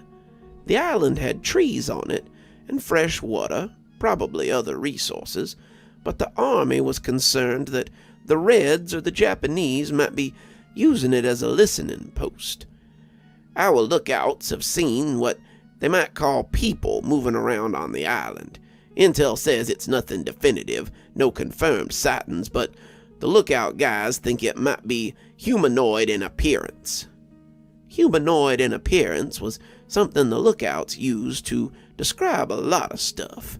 Small bears, monkeys, hell, even large otters, so I've been told, have fallen under humanoid in appearance. It's ass-covering language, to be sure, But you get a glimpse of something, and it might be nothing, but in case it's something, you call it in anyway. The colonel was putting together a small team to go out and investigate, and I was selected for it. John was asked to go as well, the brass thinking his knowledge of the area might be useful, and they put about 6 of the recruits under us to back us up. John and I had a reputation for handling ourselves, and I think when we found those boys and brought John's nephew back from the woods, it went a long way to speaking for our character. So they piled 8 of us into a pontoon boat, and away we went for Kepchki. The waters were pretty fair that day, and as we rowed, I asked John why his people didn't take advantage of the island's resources. A place like that in Appalachia would have been hunted, clear-cut, and settled for sure. John looked like he didn't want to say, but he trusted me and finally came out with it. Legend says that the island is home to the Rinrat, he finally said, keeping his voice low. He had to repeat it for me a couple of times, and I told him it was a bit of a mouthful. They're little people, not of our world, but similar. They're said to be able to step in and out of our world, and they like to hunt and gather as we do. They had been sighted on the island before, but they don't like to be disturbed. If we see them, we should leave. They aren't hostile, but they don't like being disturbed, and they can turn violent. We have something similar back home. Grandma always told me not to encroach on fairyland, and your Ringrat sound a lot like them. We came to the shore then, and as we stepped off, I left 4 of them to make camp as we slunk into the bush. The trees were little more like the firs I had back home, and the ground was carpeted with needles and limbs. The ground was stony, but the soil was rich and brown. It felt moist as I took a handful of it to test, and I figured there might be bushes that had nuts or fruit somewhere on the island too. It was good soil, and it must have taken a lot of fear to keep the natives from it. We had walked a short way in before I discovered that we weren't the island's first explorers. We were moving slowly, keeping an eye on our surroundings, when John tapped my shoulder and pointed off to the left. "Tent," he whispered, and as I squinted, I did see something that looked like a tent pole jutting up near us. I got the boys in order, and we crunched as quietly as we could towards the potential enemy camp. Well, they were potential enemies, but I doubt they'd be raising many alarms when we happened upon them. We came on a few tents, the poles the only thing left behind, for some fur scraps. No canvas on these puppies, and the metal poles were old and less uniform than the ones the army gave us. Sitting around the remains of what could charitably still be called a fire pit were 3 skeletons, picked clean and grinning. There was a lonely food tin sitting next to 'em, and one had a bottle clutched in his bony fingers as if he needed only to lift it to his disappeared lips. All of 'em grinned merrily as if to invite us to the party, and it was a sobering sight. We checked around, but there was very little to be found.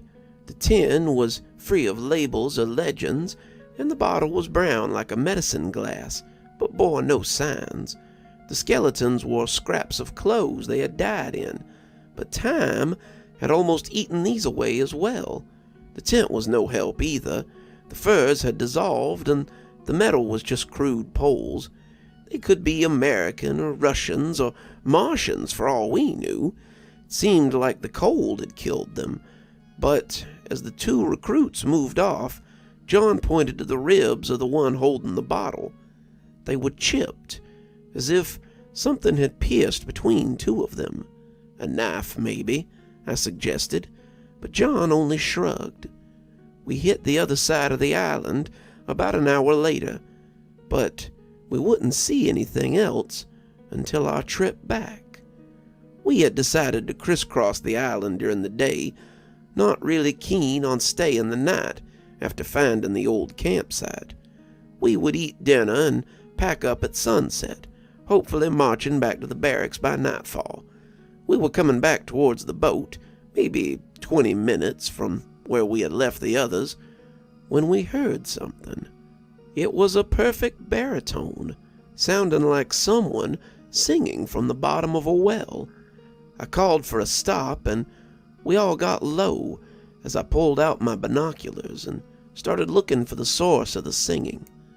I found it picking up sticks near the juncture of two firs, and it was an odd little creature, to be sure. It was a perfectly normal human, though shrunk to the size of a toddler. I don't mean it was a little person, though that's the closest I can come to describing it. It had a long beard and a thick set of eyebrows. It appeared hairy, though that could have been furs too. There was something on its belt, a knife or a small axe, and it rolled along comfortably as it collected wood. This was a normal day for the creature, something it had done 1,000 times before, and it was no more wary of its surroundings than I would have been in my own woods. The song it sang was deep and old as the hills. Its voice lacked nothing so much as rocks rolling down a mountain. I prepared to tell the boys that we would be going around when the crash of a rifle drowned out John's warning. One of the recruits, Gibbs, I think his name was, had seen it too as he peeked through his rifle scope. He had seen it and probably jumped to the conclusion that it was an enemy. There was a lot of hurtful propaganda about those of Asian descent at the time. This kid probably thought he had stumbled on a Japanese spy. John had seen him a moment too late, his own binoculars trained on the thing, and his shout hadn't come in time. The bullet hit the creature, but it was like shooting a brick wall with a pea shooter. It stumbled, never really losing its footing, and when it turned to look at our position, I knew we were in trouble. It seemed to fall into itself, its body pulling into a stormy hole that it drug close behind it, and I yelled for the rest to run. We took off through the firs, but we were not alone. Gibbs and the other one, I forget his name, were not as adept in the woods as John and I, and it showed. They tripped and stumbled over roots that we missed easily, and when Gibbs cried out in pain, I reached back to catch him. The kid thought he'd twisted his ankle, but I saw the source of his problem. A little arrow was sticking out of his lower leg, and as I offered him a shoulder, I reached down and broke it off. The woods were suddenly full of grunts and growls, little projectiles flying in to stab and prod as we ran for it. He likely hadn't hurt the creature, but it was mad now, and mad goes a long way. John called out, letting us know the beach wasn't very far, and we ran for our lives as the brush crackled under our feet. They had to be at least a dozen, and I could see furry bodies and hairy creatures as they moved about. They gnashed their teeth too big for their childish faces, and I knew now what had stripped those bodies in the clearing. They may not be violent, but scavengers will scavenge, won't they? I tossed a prayer to the man upstairs, hoping for a little luck, and as we came out of the trees, I sighed in relief. We probably looked like explorers at the end of a native film, and the irony of that statement isn't lost on me. We scared the hell out of those kids we'd left at camp, and they looked confused when I told them to get to the boats. They wanted to pack the gear, to grab the supplies, but I told them to grab their rifles and leave everything else. One of them ended up in the boat without his boots, another one leaving his coat behind, but as we shoved off into the water, I expected that the arrows would follow us on our way. Nothing came to the shore, however. Nothing followed us into the water. and as we floated out into the bay, the others asked what had happened. Before Gibbs could start in, I overrode him. We ran up on some polar bear cubs, and the mother wasn't far behind. We barely made it out alive, and it's a wonder that she didn't chase us into the bay. Gibbs gave me a look, but my look was stonier. It told him flatly not to press it, and just to learn that sometimes caution is best. We went back and told the brass about what had happened, and they figured that the bears were what had been seen. The lookouts didn't see anything on the island after that, other than our gear, which they sent a unit back to get later. Gibbs never talked, thankfully, and John and I agreed to never speak of what we had seen there. The old stories were right, and the island was the property of the Irencrat. I opened my mouth to ask a question, but that was when I heard the snap of the trap from the shed. Grandpa and I set out, flashlights bobbing, and found a very angry fox sitting in the cage as he yelped and begged to be let out, in his high and unknowable voice. Grandpa chuckled. Sometimes, though, it's just a crafty fox with too much curiosity for his own good. We'll get Glimmer to set him loose somewhere far from here. No sense killing him for being smart and hungry. We let him stew for the night, Grandpa yawning as he returned to the kitchen table. I stayed in Alaska for quite a while, but the war couldn't last forever. Maybe next time I'll tell you about its end, and how I ended up staying in Alaska for longer than I meant to. Grandpa's yawn was contagious, and I told him that it sounded like a plan, after a big yawn of my own. With the mystery of our food thief solved, it was time for some much-deserved rest.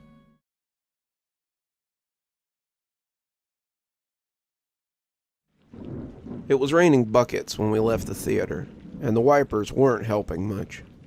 We'd been in Franklin to see a movie, some western that Grandpa had been interested in, and as we came back to the truck, the rain had started coming down hard. It was a common enough spring storm, but it turned mean pretty quickly. As we pulled out of the parking lot, it was still manageable, but as we headed for home, the sky opened up and the downpour began. Grandpa was sitting placidly on the passenger seat, but I could tell he was nervous by the way his old hands gripped the handholds at the top of the truck. Truth be told, I was a little nervous too. I'm a good driver. My safe driver discount speaks to that, but even I was having trouble navigating this weather. The road home was a 2-lane, and I seemed to be in the left lane, staring at oncoming headlights, more than in my own lane. "Easy, kid. I'd like to make it home in one piece," Grandpa said through gritted teeth. "Sorry, Gramps. This rain's a little treacherous." When the wipers revealed an oncoming semi an instant before its horn blared, I jerked the car roughly back into our lane and decided that enough was enough. I pulled into a gas station in Cloudy Gap and told Grandpa we were going to wait for the rain to die down a little bit. Grandpa blew out air in a distinctly horsey noise. "Oh, brother, it's just a little rain, kid. When I drove trucks, I used to go through storms 5 times this bad." "Well, we got time to kill, Gramps. Won't you tell me about one?" Grandpa rolled his eyes, but I could see his grin as he contemplated his latest story. "I'll tell you about the worst one. The time I drove from the base to Nome, through the worst blizzard I'd ever seen." As the rain sheeted down the glass, I let the truck idle beneath me, Grandpa regaling me with another tale of the Alaskan wilderness. "It was 1944, and the war was still raging. There was talk that it wouldn't go on much longer, but it was still going strong at that point. They had taken the reserves from the surrounding military bases, needing every man to the front, but they still needed people to watch and listen at my base. John and I had managed to draw the short straw on that one, and they'd left us there with a mix of 30 recruits to keep track of the base and keep watch for encroaching threats.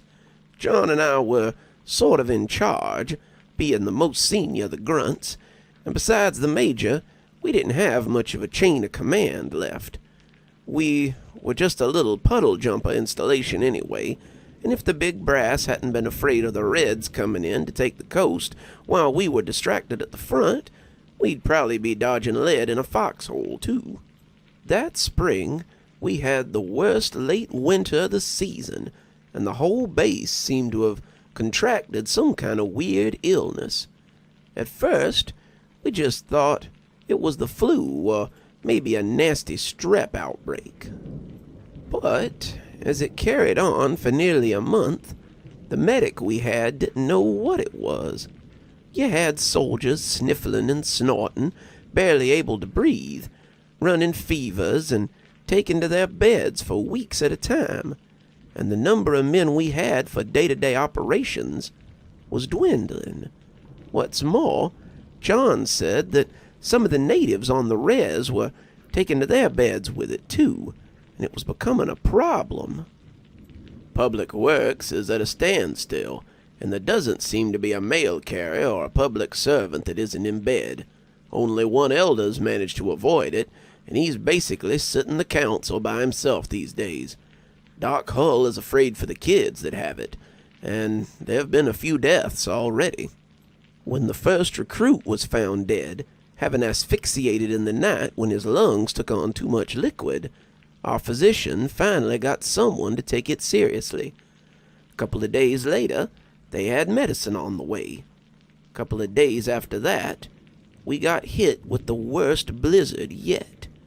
When I say that visibility was limited, I mean you could stand in your doorway and miss the latrine a few feet away.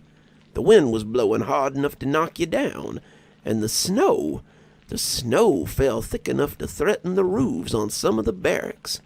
We were understaffed already, and the few of us that weren't sick were getting ragged from picking up the slack.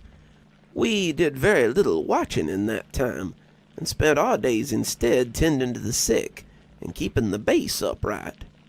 When I woke up one morning to John hacking up a lung, I knew it had gotten dire. The next day he was in bed and running a fever that made me downright scared. The base was operating with less than half its staff at this point, and the blizzard had been raging for nearly a week. People were sick. Volunteers were having trouble getting to them, and the ones we had tried to move to the infirmary had nearly died in the process when exposed to the elements. We were in a dire situation, and it was only about to get worse. When the medicine came into a port in Nome, there was no one willing to brave the elements to get it to us. The medicine was just sitting in Nome, Alaska, but there was no way it was getting out to the base anytime soon. When the major called all of us to his office on Friday, we all suspected what he was about to ask. He was shivering behind his desk, his uniform sticking to him from the sweat baking off of him, but he knew that if he took to his bed, what remained of our morale would be gone. Boys, I won't sugarcoat it. We're in a bad way here. If we don't get that medicine pretty soon, men are going to start dropping. It's a 2-day drive to Nome, 3 likely with the way the roads are. The doc says that if we don't get something soon, about 50% of them are probably going to cook in their beds after lights out one night. I need someone to volunteer to get that medicine, or we could all be done for. The other guys who had helped me keep this place running were good men, steadfast in their duties and hard-working, but they did not want to drive one of those old Ford Jeeps we had on a suicide mission. When it became clear that none of them were going to step up, I raised my hand and agreed to go. Are you sure, Register? I can't. He stopped long enough to sneeze, long runners of snot into a handkerchief. Make you any guarantees on coming back, but if you do this, you'll have saved the whole base for certain. I told him I was sure, and he thanked me and got me the things I would need. An hour later, I was clambering through the snow in the best Jeep we had, with a week's worth of food and enough extra gas to get myself good and lost. The first day was the easiest, and that was good, because the weather was terrible. I found myself going off-road more than on. and the snow was thick enough to clog the front glass most of the time. I had to use the dash compass a lot and pray that I wasn't about to run into a tree or down into a gully.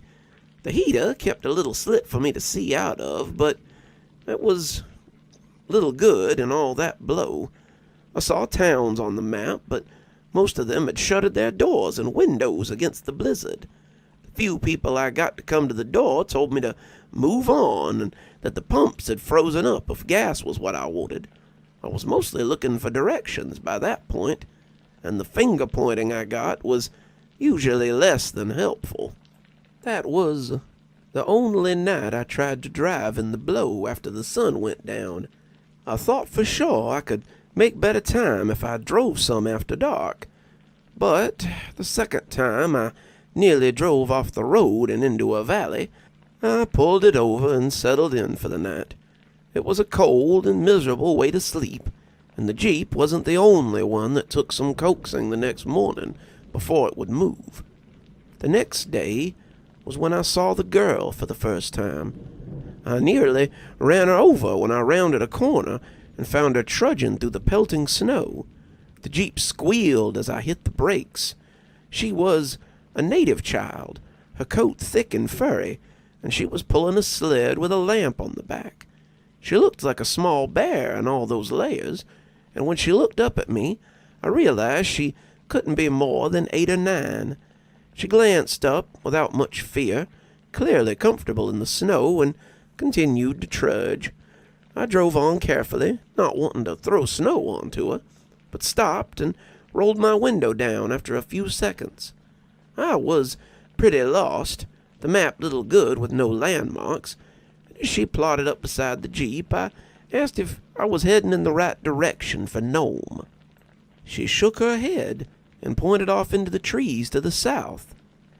"Take this road until the next fork and head south.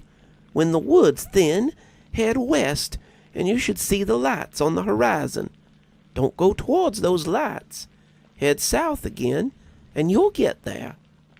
I thanked her, asking if she needed a ride somewhere. She was so young and just walking through temperatures I was pretty sure had killed grown men.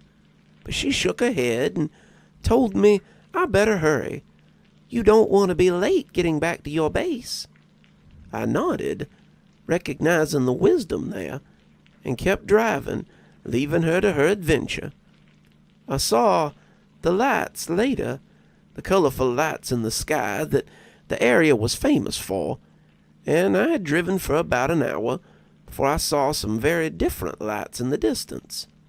I had made Nome in 2 days, something that seemed unlikely, and it took everything I had to stop for the night and not go right on to the city. I arrived around 8 the next morning, and by 10 I had the medicine and some supplies, and was back on my way again. I had to hurry.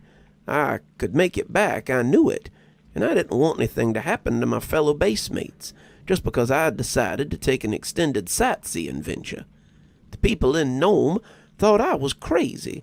No way would they have braved a storm like that. But the few natives I met wished me luck and told me they hoped I had a safe return. "Be on the lookout for a red lamp if you get lost," one of them told me. But when I asked what he meant, he said I would know when I saw it. I was back on the road before noon, but my luck was about to run out. The sun was going down on the 3rd day when I blew a tire and had to stop to change it. It was back amidst the trees, the dark sentinels making it preternaturally shadowy as they hunkered around me. The Major had prepared for a blowout, but as I hunkered amidst the wind and snow, I felt my fingers losing their usefulness. The gloves I had on were soon damp, and I had to climb back in the cab to warm them more than once. The nuts were frozen on the wheel, and I had to tap the ice off with my wrench constantly. I could hear things in the forest behind me, heavy things that had come to investigate me, and I tried not to notice them as I went about my work.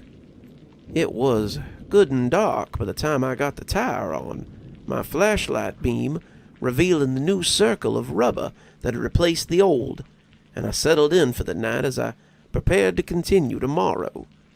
The next day was the worst. I'd gotten turned around in the woods, and I felt sure I was going in circles. The blizzard covered my tracks nicely, but I was constantly looking back to make sure I wasn't treading the same ground again and again. The trees were all white and sagging, the road buried beneath the thick crust of snow, and I feared that I would not make it out of there. They would find me come spring, frozen to my seat, as my skeleton stared on in determination towards home.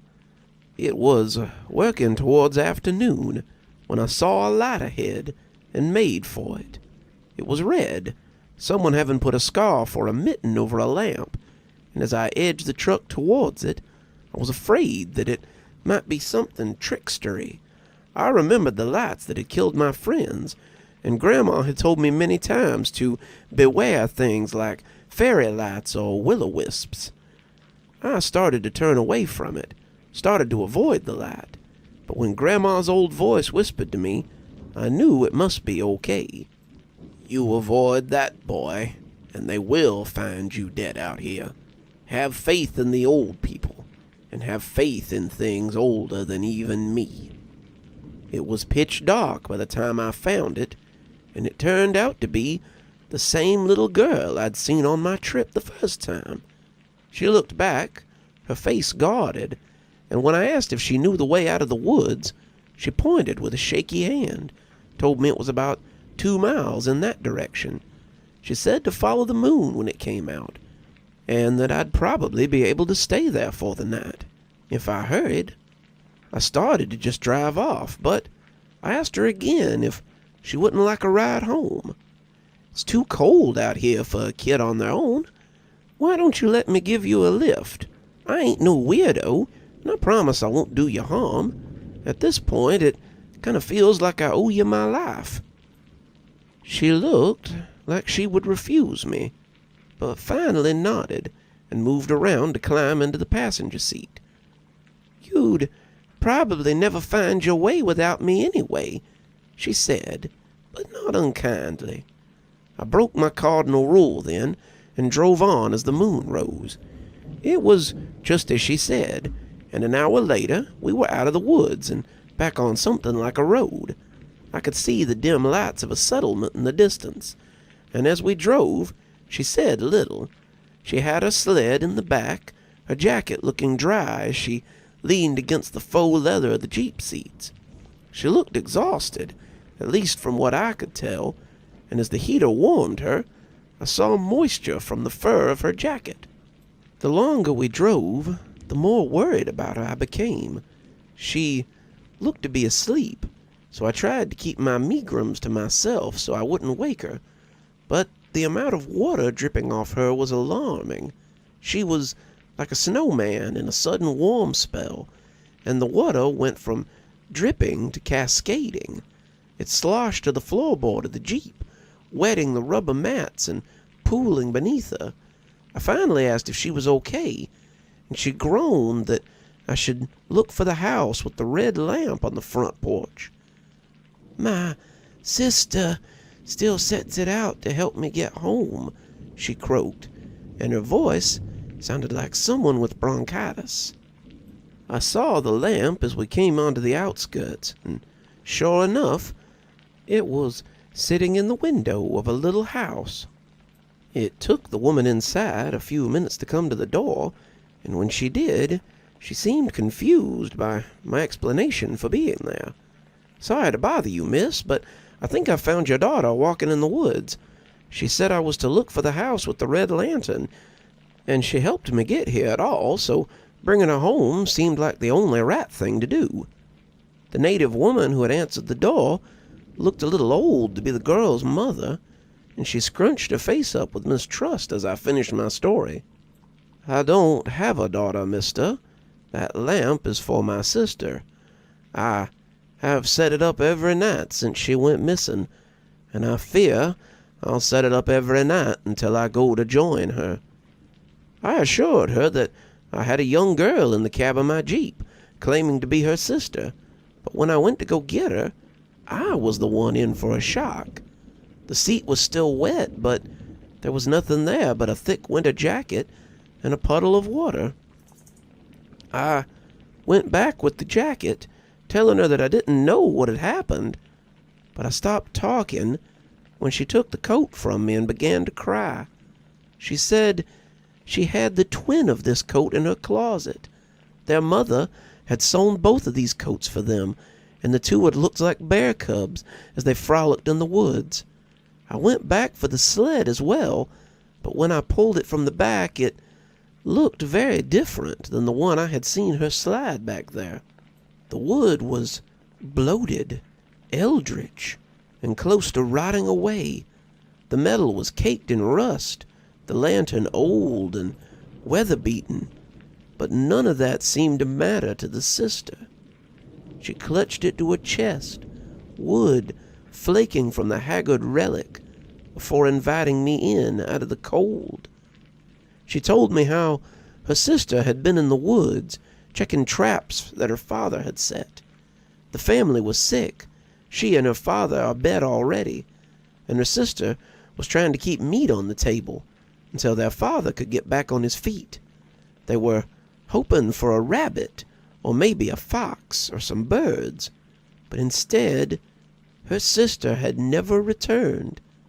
She had the lantern that she could light after dark to let people know that she needed help, and people claimed to have seen it many times after her death. We never saw her again, and her body was never found. You're the first person she's ever let bring her home. I don't know why she's chosen you, mister, but I'm glad she did. I spent the night on the sister's couch, and in the morning I made my way back to the military base. It appeared I had found more than medicine on the road to Nome, and I helped more than one community find something they'd been looking for. The rain came down, but it seemed less now. The sun was peeking through the clouds as we sat there, and I couldn't help but squint as it sent stars of light across the glass. I'd been transported into that blowing snow and glaring powder, and to find myself back at the start of a glorious Georgia summer was a little jarring. So did you make it back in time to save your fellow soldiers? I did. I made it back in 4 days as opposed to 6, and the major put me in for an accommodation for bravery. They sent some money home to my folks, too, as I recall, and Dad used it to help make repairs to the barn. I was a hero to those boys, and we even had enough to extend aid to Willowbrook, something they were very grateful for. The death toll on our mystery illness was small, 4 at the base and about 12 in town, and though the dead were mourned, it was considered a timely rescue on my part.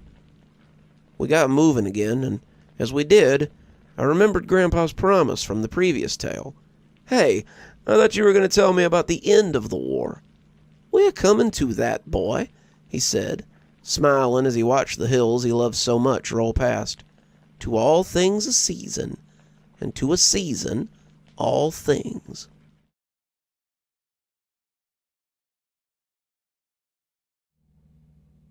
The road rolled by like a gray snake as we made our way to Buford. Grandpa sat placidly in the passenger seat, taking it all in as the trees whipped past, and the concrete beneath our tires became the only soundtrack. We only left the mountains around Kashmir for a few reasons, and today's doctor's appointment was one of them. Granddad had a checkup with a specialist to make sure that the cold he'd had earlier this year hadn't damaged his lungs, and I was hoping for a good prognosis. Grandpa seemed fine, but I'd noticed a continuous brittle cough sometimes, especially while he slept. He didn't let it slow him down, but at his age, it was definitely something to be watched. I remember when a man's cough was his own business, and you didn't have to leave town for a little thing like that. Grandpa was a little grumpy about the whole thing. He saw no reason to go 3 towns and 2 hours up the road just so some doctor can use the same equipment that he has in his office. This fellow was a specialist too, he kept reminding me, and specialists always came at a premium. They would charge him an arm and a leg for something his doctor should have been able to do, and leave him a pauper at the end of his life. I reminded him often that he had Medicaid and didn't pay out of pocket for any of this, but that hardly seemed to help his mood. Hell, I kept the same cough for most of 1944, and it never slowed me down. Oh yeah, I said, remembering Grandpa's promise. You said you'd tell me about the end of the war. Grandpa never looked away from the window, but I could see him smile in his reflection. It's not as exciting as some of my other stories. You sure you want to hear it? Looks like we got some time to kill, I said with a shrug. Well then, I guess it all started around June in 1946. It was warming up a bit, a real Alaskan summer, and the war had been over for a few months. As the asphalt sped by beneath us, I settled in for a story as the trees that crowded the highway began to resemble the pines and spruces of Grandpa's northern home in the summer of his young adulthood. The war may have been over, but there was still a lot of cleanup to do. My platoon had gone overseas before the end of the war, but a few of us had stayed behind to keep watch. We were supposed to be watching for incursions by Japanese or Russians, but both fronts had been pretty quiet at the end of the war. Our brass was just starting to foster the paranoia that would take us into the Cold War, but Alaska was experiencing one of the warmest summers in a while. The snow had melted and many of the locals were taken to the waters to fish and hunt. We were seeing more small crafts than military fleet vessels these days. John and I had been selected to stay with the small unit they had stationed here, and we were about 30 in all at the base. Our days were spent keeping watch and keeping the place ship-shape, and there were some of the most comfortable times I'd ever experienced in the military. It had been about 4 years since I'd left home, and my tour was coming to an end. I could re-enlist, but with the war over, many of us were being discharged and sent home. The need for a large standing military, especially in a place like Alaska, was minimal, and John figured we wouldn't be in the barracks for much longer. Turned out he was spot on with that prediction. It was Wednesday when the trucks came in, and the major called our unit to the flagpole for reassignment. He called us last, and it seemed we were in for a surprise. Smith and register, you're being discharged. The United States would like to thank you for your service and wish you luck in your future pursuits.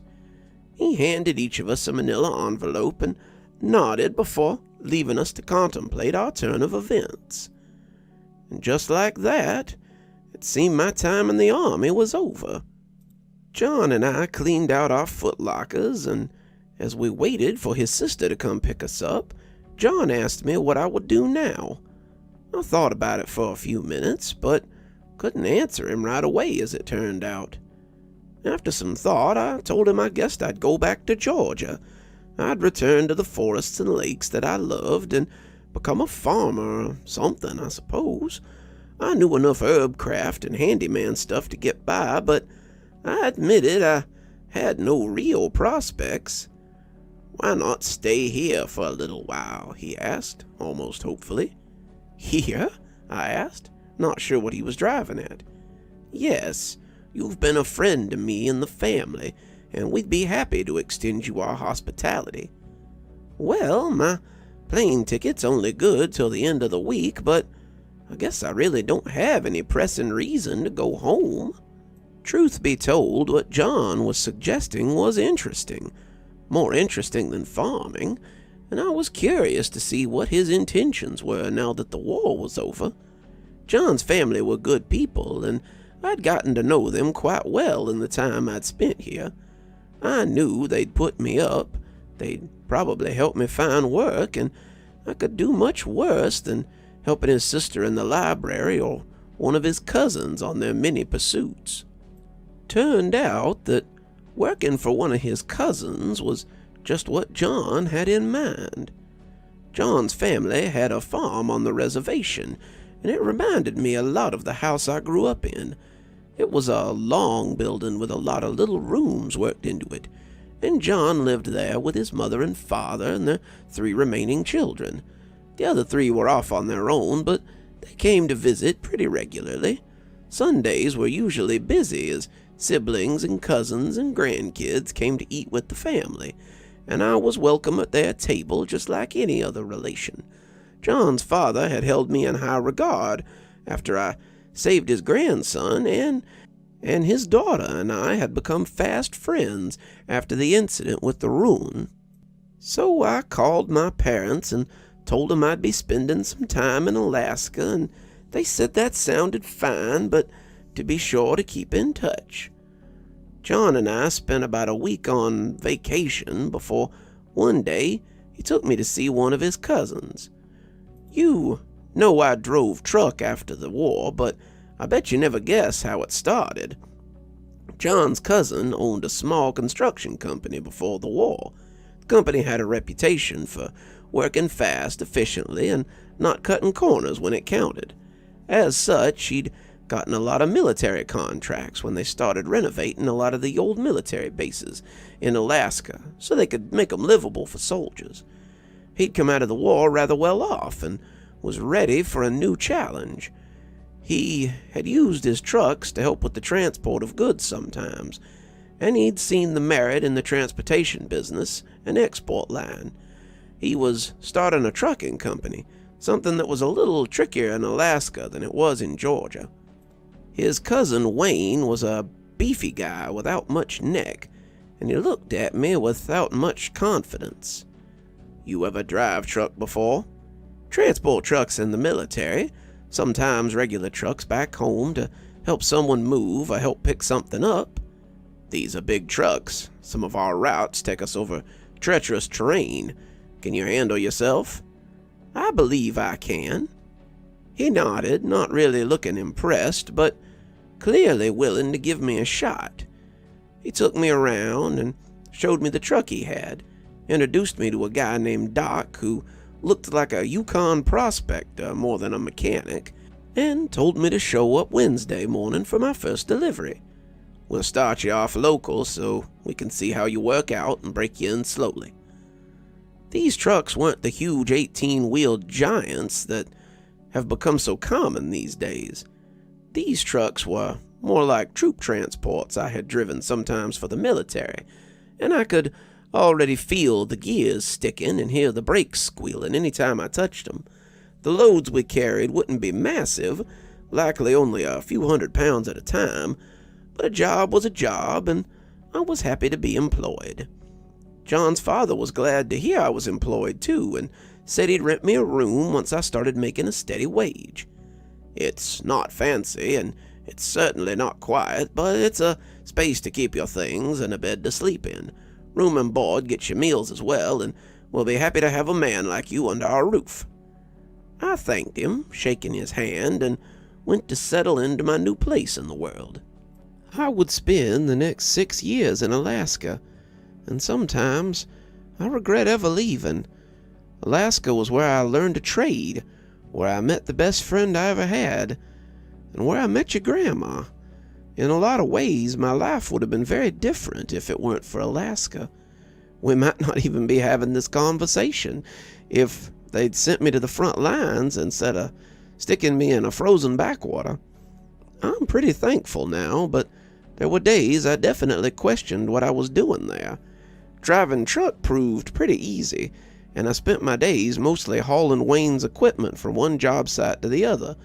Wayne had about 20 guys in his outfit, and most mornings started by taking them to the job site, unloading their gear, and then taking some more to a second job site and repeating the process. Sometimes I helped them on the site. Sometimes I worked a few hours in the morning and was free to wander till they needed picking up again. Either way, there was money in my pocket, and I couldn't complain. John spent his days on the farm, helping his parents and siblings bring in the harvest or tending to the livestock, and we spent our evenings on the front porch drinking beer and talking about old times more often than not. Sometimes his siblings would join us. Sometimes we'd sit with each other for company. But I believe that John and I started the tradition that the two of us keep to this day. John had stories about his youth, and I had stories about Grandma and Glimmer and the oddities that I'd encountered in North Georgia. In John I found a kindred spirit, and his childhood seemed to be as fraught as mine. "It's nice to have someone to talk to about these kinds of things," he said one night after finishing a story about saving his cousin from one of the otter people who was supposed to live near the coast. "Even some of my own people don't believe in these things, and the ones that do don't often like to talk about it. Talking invites these creatures to come back, calls them to the teller, but I say that by telling, we spread knowledge. People should know that things like this are out there, and that they can be dangerous if they aren't careful." I agreed, never having looked at storytelling in such a way before. I'd been working with Wayne for about 3 months when he came to me with something more substantial than his usual shuttle service idea. "One of my drivers fell and broke his leg this morning. He can't take the delivery to Taylor that he usually runs for me. I need you to take the milk truck up there and get the old bottles to repackage at the Silpry Dairy. This is one of my biggest clients, and if we can't make the delivery, they'll be left with about 100 gallons of spoiled milk. I know it's a big ask, but do you think you can do it?" I assured him that I could, and when I hopped behind the wheel of the milk truck, it felt like stepping back into that Jeep I'd driven to Nome a couple of years ago.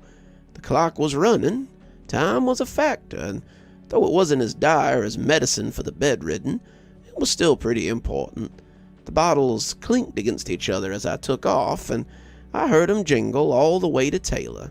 The roads back then were little more than dirt tracks, but the thick snows hadn't come yet, and the sun showed me the way as I rumbled over the ruts and holes. I passed through towns that I'd seen boarded against the blizzard last time I'd been here, and when I turned onto the last stretch of my journey, it was well before noon. The milk truck had been well kept, and the gears hardly whined as I shifted through them. It was hard not to keep an eye out for red lanterns or little hairy men on the hunt for game.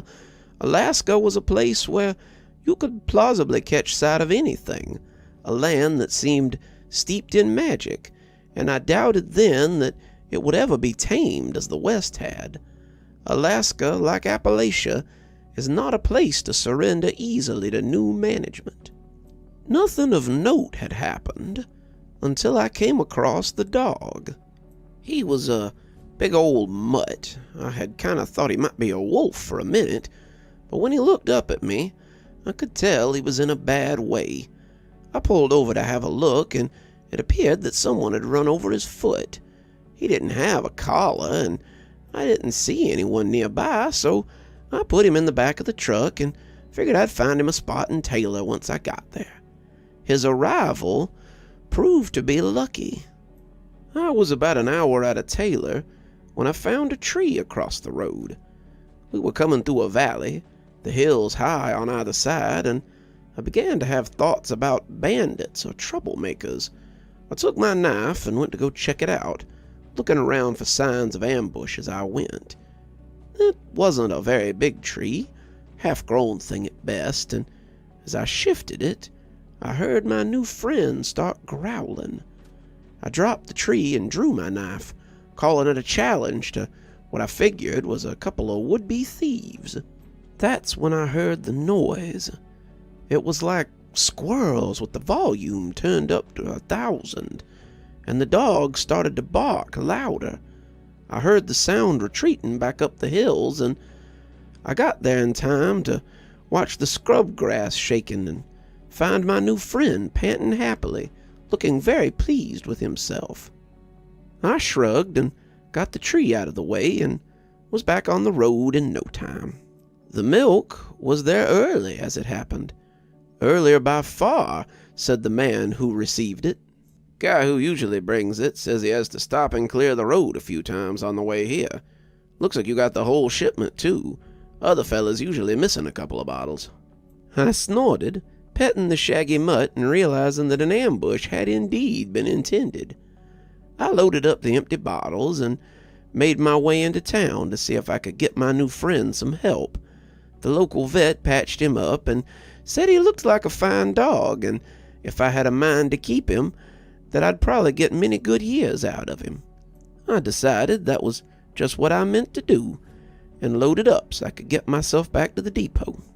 We didn't encounter any trouble on the way home, and I never found another obstacle of that nature on the road again. Not when we were doing the milk run, that was. I dropped off the empty bottles at the dairy on the way back, and the woman at the receiving bay was glad to have them. She had been worried when she heard that Rod broke his leg, but she said it was a surprise to see me rolling in before dark. When I asked why, she told me a similar story to the one I'd heard earlier. Ra has some trouble on the way almost every time. We thought he was just making it up as an excuse for losing milk, but I guess he was telling the truth. Hopefully they use you more often. I might be able to eat dinner before 8 o'clock since I can start washing so early. Wayne was waiting for me on the front porch of the depot when I got back, and he handed me a bottle of something as I walked up. I just got a call from Ephra at the dairy.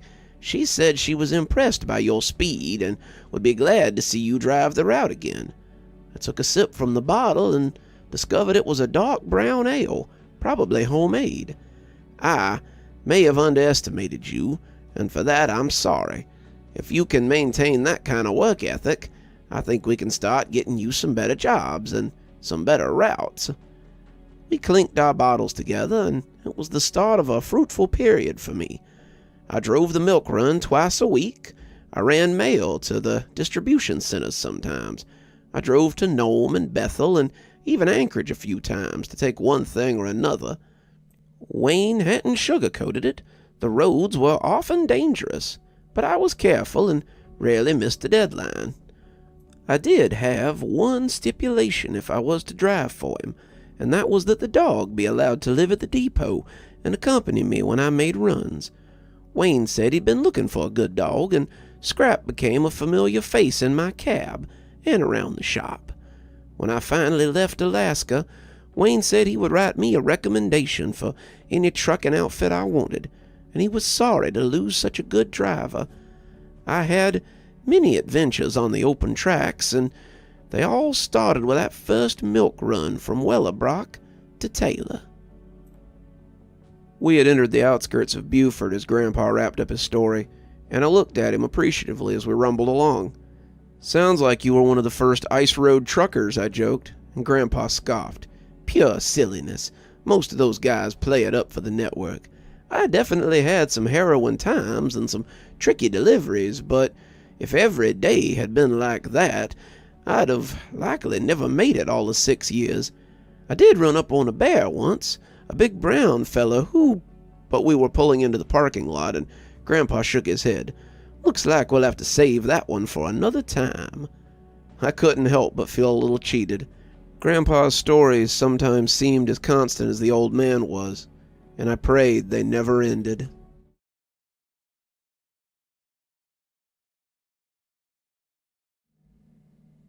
Grandpa and I were sitting in the living room when we heard the noise. Grandpa had just finished a breathing treatment, which may or may not have been why we didn't notice it sooner. He'd been prescribed 2 a day until the remains of his cough were gone, and he hated them. The little machine was too noisy, Grandpa said. The medicine tasted bad, Grandpa said. It was all a lot of fuss over nothing, but I saw the difference in his cough. Ever since the doctor had put him on the treatments, I had heard him cough maybe once or twice, but never with the volume he used to. He was practically back to his old self, and that was good. With summer already upon us, Grandpa was making plans that would take us out of the house and into the nearby woods quite often. This also made it a great incentive to take his medicine. If he wanted to go out adventuring, he needed to get his treatments finished. Grandpa had just put the little mask back on the machine when we heard an almighty rumble from just outside the window. I looked at Grandpa, wondering what it could be, but after hearing it a second time, Grandpa laughed and picked up his crossword. I had put my book down, wondering if we should be concerned about it, but Grandpa just waved it away. "It's nothing, just a bear sleeping under the back porch." "A bear?" I said, my fears not dampened in the least. "They do that from time to time. It's probably a young bear who's away from his den for the first time and just looking for a spot to sleep for the night." It was getting dark out there, the sun dipping below the trees as Grandpa and I whiled away our evening. I'd been thinking I might go out and call Glimmer so we could meet up for a walk, but the presence of a bear made me think better of it. The bears around here aren't usually keen on people, and I had little doubt that if I went messing around by the porch, I'd invoke his ire. Grandpa looked up, snorting at my look of trepidation. "It's not a big deal. Least, it's outside. Heck, I once drove about 70 miles with a real beast in the back of my truck." The one in the front yard?" I asked skeptically. "No, when I drove in Alaska." I was already on my way to the kitchen to get a couple of beers. We probably couldn't go drinking on the porch, but we could enjoy them and Grandpa's story right here in the living room. I'd opened them up and came back in, and we clinked bottles as I took a seat and settled in. "Well, if you insist, it all started with my first trip to Nome. John's younger brother woke me up one morning to tell me that Wayne was calling for me. I'd been driving truck for him for about a year and a half now, and I was pretty happy with the job. I got to drive all over the place and see all kinds of things. The pay was good, and there was a little gas stop on the way to Taylor that served a pretty good lunch and had a cute waitress I had kind of fallen for. I was hoping that he was calling to send me in that direction, but it turned out he had bigger plans that day. Jack, I need you to go to Nome and make a very special delivery." My ears perked up. I'd never been to Nome. I knew it was a pretty big city, place a young man might get into trouble if he wasn't careful, and I was excited to see a new place. We were still using the old transport trucks, and I knew that if it was a long haul, I'd be driving one of the nicer ones. The nice hauler trucks were always the best maintained, and usually had a working heater, too. "I'm in. What's the job, Wayne?" "There's a fella in town that wants us to take a load of expensive furniture up there. It's really pretty stuff, handmade from local wood, and the guy in Nome is paying him top dollar for it. He's offering to pay us some of those top dollars if we get it there on the quick, like within 48 hours. I whistled. Nome wasn't a short drive, and to get there before the marker, I'd have to drive all night to do it. It was doable. I'd done it before, but that was going to be a hell of a drive. We talked a bit about pay, and after settling on a special rate for a special job, I got up and got ready to head out. I took my thermos, a radio I had from my army days, and dressed warm in case the heater didn't work. This was early spring, and there was still snow on the ground, but I wanted to be warm if something unforeseen popped up. Turned out, something unforeseen was waiting for me up the way. Wayne had Tallulah ready for me by the time I got there. Tallulah was our best rig. It was the closest thing to a semi-truck that we had, and the back was big enough to carry all the furniture and then some. Wayne asked if I wanted scrap, but I told him it would be a bad trip to take the dog on. Time was of the essence, and scrap was likely to slow me down. I checked the back, pulled up into the cab, and told Wayne I'd see him in a couple of days. Once you drop off your load, feel free to stop for a rest. Don't be stupid and try to cruise all the way home. You're only human.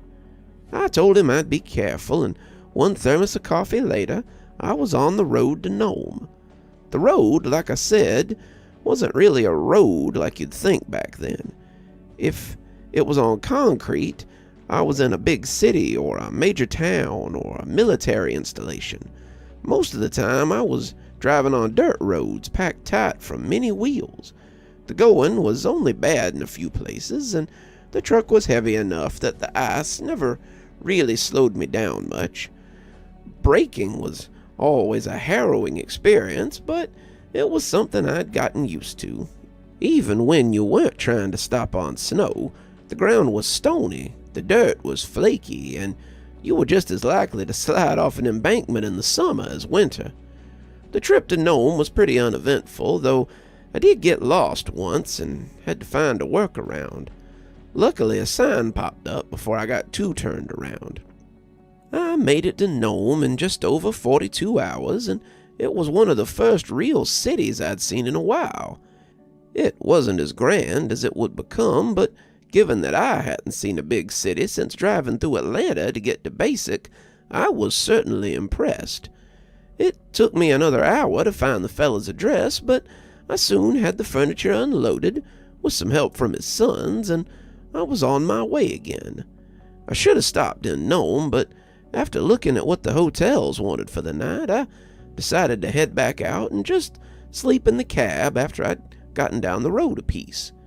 Turned out that piece was only about an hour out of town, and by then my eyes were trying to snap shut like cheap window shades. I pulled over to the side of the road, made sure everything was as secure as it could be, and stretched out across the seat to catch a little rest.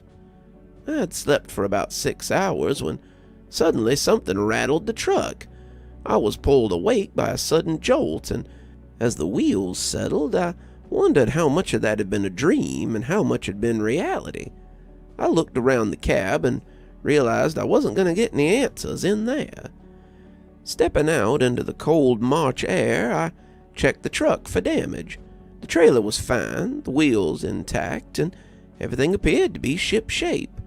I checked the inside of the trailer and saw that the big blanket that had covered the furniture was still there, but whatever had jounced the truck had knocked the flaps loose that kept the back covered. I retied it and got back in the cab, now fully awake and ready to roll again. I had driven a while, heading for home, when something moved in the back of the trailer. It wasn't much, just a little shift, but it made me wonder if the blanket was the only thing back there. I thought about pulling over to check, but opted against it. I could feel the way the wind was hitting the side of the trailer and just knew that it would be colder than a witch's tit out there. I was hoping to make some miles before stopping again, and as we rolled along, it seemed like smooth sailing. I had a few more hours of easy driving to go, but eventually my luck ran out. I was navigating some tricky turns, the road narrow and a little icy, when I took one of them a little too hard. I heard something slide in the back, and when it connected with the side of the trailer, it loosed an angry roar that sounded huge. I was so surprised by the noise I nearly ran off the road. I wondered if I'd fallen asleep at the wheel when something slammed into the other side of the trailer. It hit the wall, bouncing like a pinball as I tried to keep the truck from tipping over. Whatever it was huge. It took everything I had to keep from sliding off the edge, and as it roared again, I thought I had a monster in the back of the truck. It was heavy enough to jounce the trailer, but not quite heavy enough to tip it over. I could hear the angry sound of metal as it grated long claws over the inside, and I expected to see holes at any minute. I was terrified to stop, thinking it might get into the cab if it knew I was in there. Finally, I just slowed down some so it could escape if it wanted to. I felt a cold draft a moment later, and wouldn't realize till I stopped afterwards why. The thing had torn a gash in the back cab about as wide as my hand, and the claw it had used to do it had missed me by inches.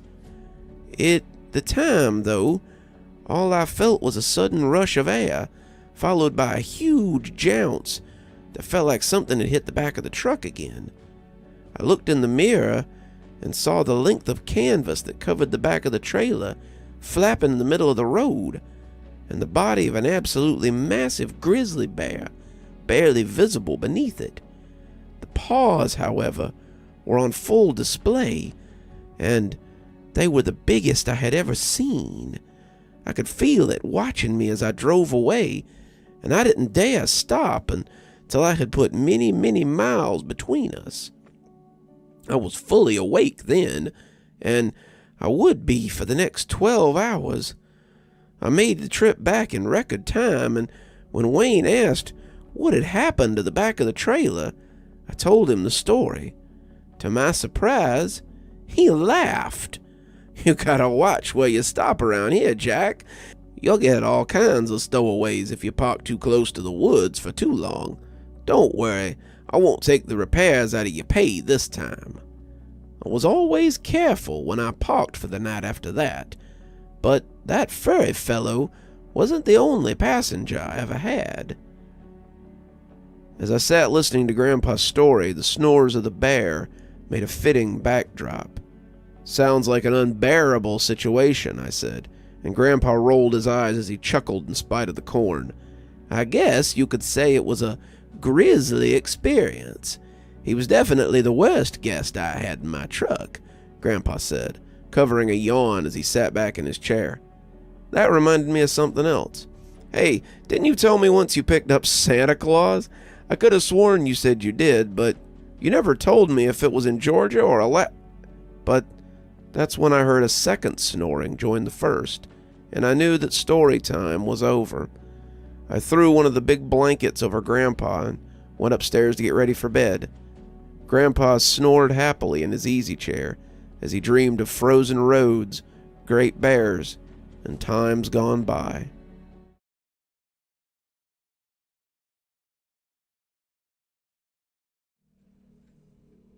I was mowing the grass when it happened. It was approaching July, and Grandpa's property was small but in constant need of a cut. The rains had been numerous in the last few months, the lightning cutting the sky with long forks that shook the mountains most nights, and Grandpa's grass would be ankle deep by next Friday if this kept up. I didn't really mind mowing the half-acre that held Grandpa's house, but the acre in the down below that he also owned was full of stones and roots that would make the endeavor treacherous. I was cutting around the back of the house when I suddenly heard the sound of a flute. I picked my head up, the setting sun making me squint as I looked at the woods. The flute was high, something about it sounding almost magical, and I felt my feet taking me towards the dark mouth of the forest. I was like those children in the story about the mice, and with each step I felt less in control of myself. I began to sway a little, the charms and the wards that had been slow to come to my mind, now falling hollowly away in the face of such a draw. I had just passed into the shadowy embrace of the forest canopy when someone tackled me around the waist and pushed me to the ground. I struggled against the person, my feet jouncing in tune with the flute, but as the music began to move away, I looked up to find that Glimmer sat atop me. Hell of a greeting, Glimmer, as usual. I expected to see her childish smile full of mischief, but her face was absolutely dour. "You are lucky I came to rescue, Hunter. What were you thinking? Following the fairy pipes into the woods? You could have been killed." "Good thing you were here to save me from the woodwind section," I said, a little flippantly, though I meant it in jest. "What's all the ruckus?" came a voice from the house, and Grandpa came stumping onto the porch.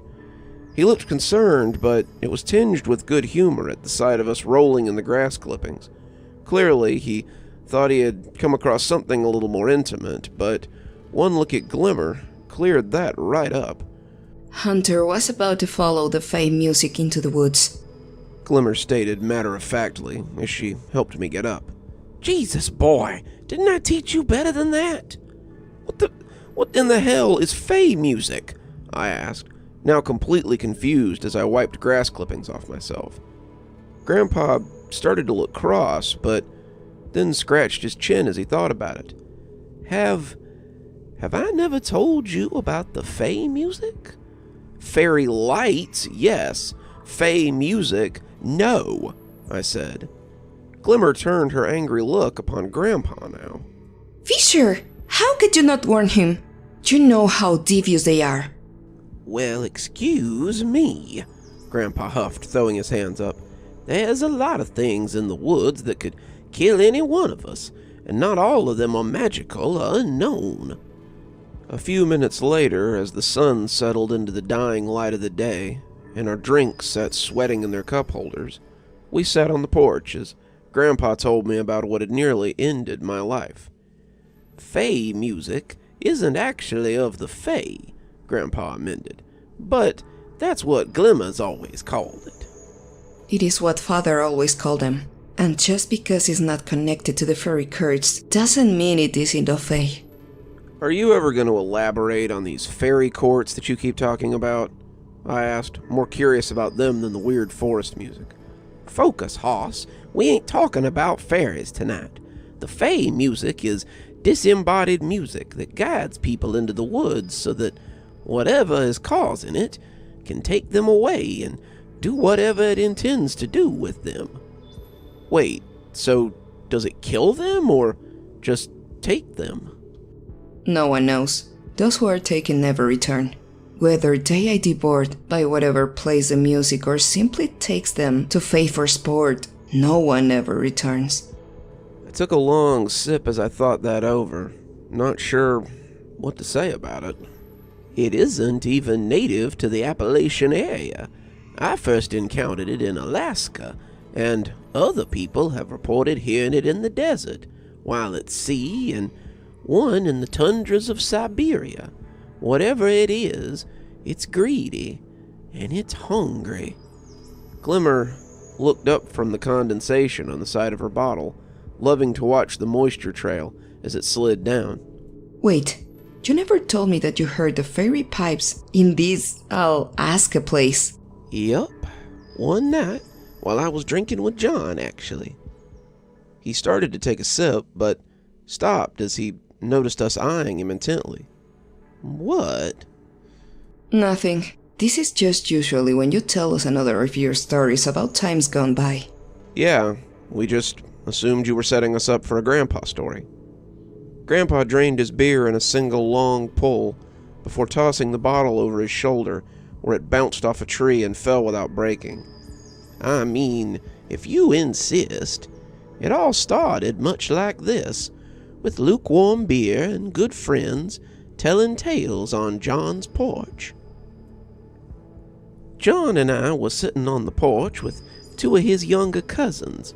Both were in high school and were visiting for the summer, and the four of us were sharing tales.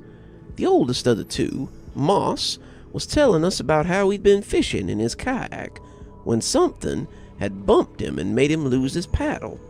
After a few hours of aimless floating, he had been pushed back to shore by something and hadn't taken to the water again since. Could have been a whale or an orca, I suppose, but Da always figured it was the Kushtaka. They had probably taken my oar to begin with and then felt bad about it after the fact when they realized I'd drift off into the ocean. We sat in silence for a few minutes, sipping our beers and contemplating. That night, however, only one great mystery had my mind, and that was whether I could make it to the edge of the woods before my bladder burst. I had become gripped by a sudden and monstrous need to make water, and now that the story was told, it had reared its head like a breaching whale to remind me that it was here and must be served. I excused myself, leaving my bottle on the porch rail and high-stepping it to the woods as my drinking mates laughed behind me.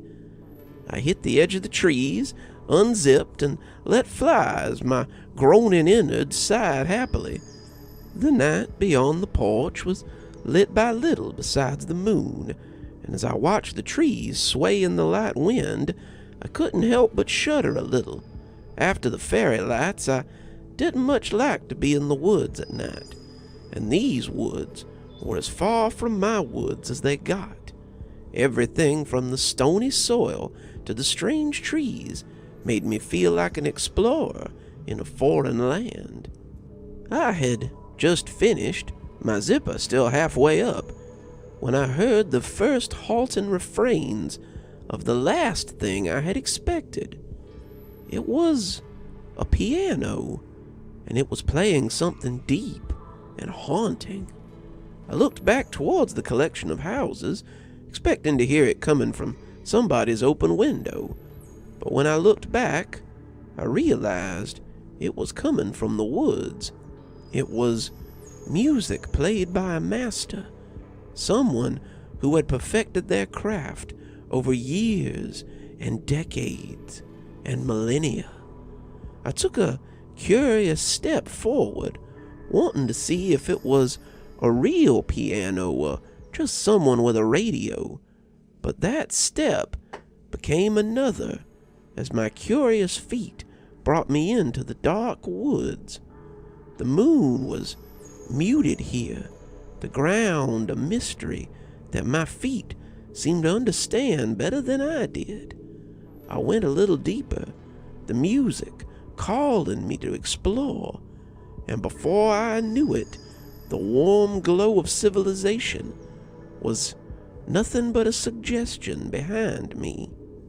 That was when I realized something more than piano music might be going on here. Whatever curiosity had taken me was beginning to ebb as the memories of my last moonlit stroll reasserted themselves. Had my chase with the fairy lights really been so different? My drunken friends and I had gone tripping through the woods as we chased our death, and only I had come back again. Whatever this was, I feared it meant to do the same thing, and though I pulled against it, I was powerless to stop my feet from pulling me ceaselessly forward. I tried to reach out for a nearby tree, but it appeared my arms were outside my control as well. I was a fly in the spider's web, a bug in the mouth of a fly trap, and I was walking straight into danger. The song played on and on, never ending, and although I had to be getting closer, the volume of the music never increased. It was like the insectile ree of the cricket, and it seemed always out of sight and out of reach. I went on and on, the piano and its player never coming into focus, and that might have been all that saved my life in the end. I don't know how long I walked, but it had to be about an hour. I had been barefoot, and though my feet knew the path, they didn't seem to care if the path was over sharp rocks or through summer thorns. I tried to cry out, but my mouth didn't work either. My legs and feet were soon battered and bleeding, and I suppose that if they noticed me gone, their dogs might have a good fresh trail to lead them to the scene of my demise. As if summoned by my thoughts, I began to hear voices. I wondered if it was part of the music for a moment, but when John's voice rose to call my name, I tried to call back to him. My vocal cords, however, were just as useless as they had been when I stubbed my toe or cut my leg. I could only manage a useless mewling sound and prayed that maybe my feet would lead them to me as I crunched along. John's voice sounded miles away, his cousin's farther than that, and as I continued to cry out, I tried to get control of my body again. Just my voice, that would be all I would need. Just a yelp or a yell, and they'd be able to find me. Just a shout or a noise, and they'd know where I was. I could hear them getting closer. At least John was, and the more I tried to yell, the less seemed to come out. I closed my eyes, trying to summon all my strength, but I was powerless to stop this. Was this really how I was going to die? I thought. I'd stood against the bone collector. I'd stood up to ghosts and survived. I'd been brave enough to sign up to take part in a war that took me farther from home than I'd ever been. I'd done all these things, and this was how I was going to shake out. It didn't seem fair. Why let me overcome so much just to die like this? Little did I know that dying wasn't what fate had in mind for me. "You lost, boy?" I opened my eyes just as something poked me straight in the forehead. A little old man was standing in front of me, his weathered face looking like a canvas of age. He was stooped, his gnarled hands wrapped around a wooden walking stick, and my eyes crossed as I tried to focus on the large, wrinkled finger that sat square in the middle of my forehead. I took a moment to notice that the music had ceased, to be replaced by the sounds of insects as the forest came back to life. What did you do?" I half whispered, stepping back with a harsh jerk as I pulled away from his finger. "Got 'em out of your head," the old man said. John called out again, and I found that I was able to answer him this time. I called out, letting them know that I was here. I expected to turn back and find the old man gone. That was usually how it worked, but I jumped a little when I turned back to find him, still standing there. He was looking at me strangely, his head cocked a little to the side, like a dog with a scent. "Not your first time stumbling across the unknown, I'd say?" the old man asked, and he grinned toothlessly when I nodded. "You must be the young man living with my nephew and his family." I started to ask what he meant, but John came out of the bush then and asked if I was okay. "We got scared when you never came back. Then Moss started heading into the woods, and I suspected it might be." But he noticed the strange man then, and his face split into a smile. "Great Uncle Nat, it's good to see you. Did you have a good trip?" "I did, nephew. I see you've made a new friend." He looked at me then, smiling wetly before saying, "Come to my trailer when you have a free moment. I would be very interested to know what sort of knowledge we might trade." He stumped past us, making his way easily through the woods as John and I watched. That was how I learned about the Faye music, what the natives call spirit noises, and met John's great uncle Nat. He was a man I would come to admire and learn much more from. The crickets in our own wood made a fantastic background as Grandpa's story came to an end. We were left sitting there, listening to the night unfurl around us, before it was broken by the sound of a smashing bottle. Grandpa had launched another beer bottle into the woods before settling back in his lawn chair. Nat would sort of become my mentor, as Grandma once had. I would learn a lot from Nat, and it was all things I would bring back to Appalachia when I eventually returned. I would hear the fairy music again when I returned, but I was ready then, and it never trapped me like that again. I leaned my head against Glimmer's, listening for the music I had heard earlier, and glad not to hear it. Appalachia is a magical place, but it can be unforgiving. I resigned myself to be more steadfast in my studies with Grandpa. I wanted to be ready the next time I heard the pipes. Hey there, everybody. It's Dr. Plague, just popping in at the end to say a very special thanks to our guest voice tonight, La Dama de Blanca. For my Spanish-speaking listeners, she narrates creepypastas in Spanish, so if you'd like to listen to her, I'll leave a link below to her channel. I'm sure some of you have found me through there. She's really fond of my stories, and she likes to narrate them. I was so honored to have her reprise her role as Glimmer, and it's always a pleasure to have her on the show. Thanks, La Dama. My grandpa stories just wouldn't be the same without you as the voice of Glimmer. Alright, let's roll those end credits.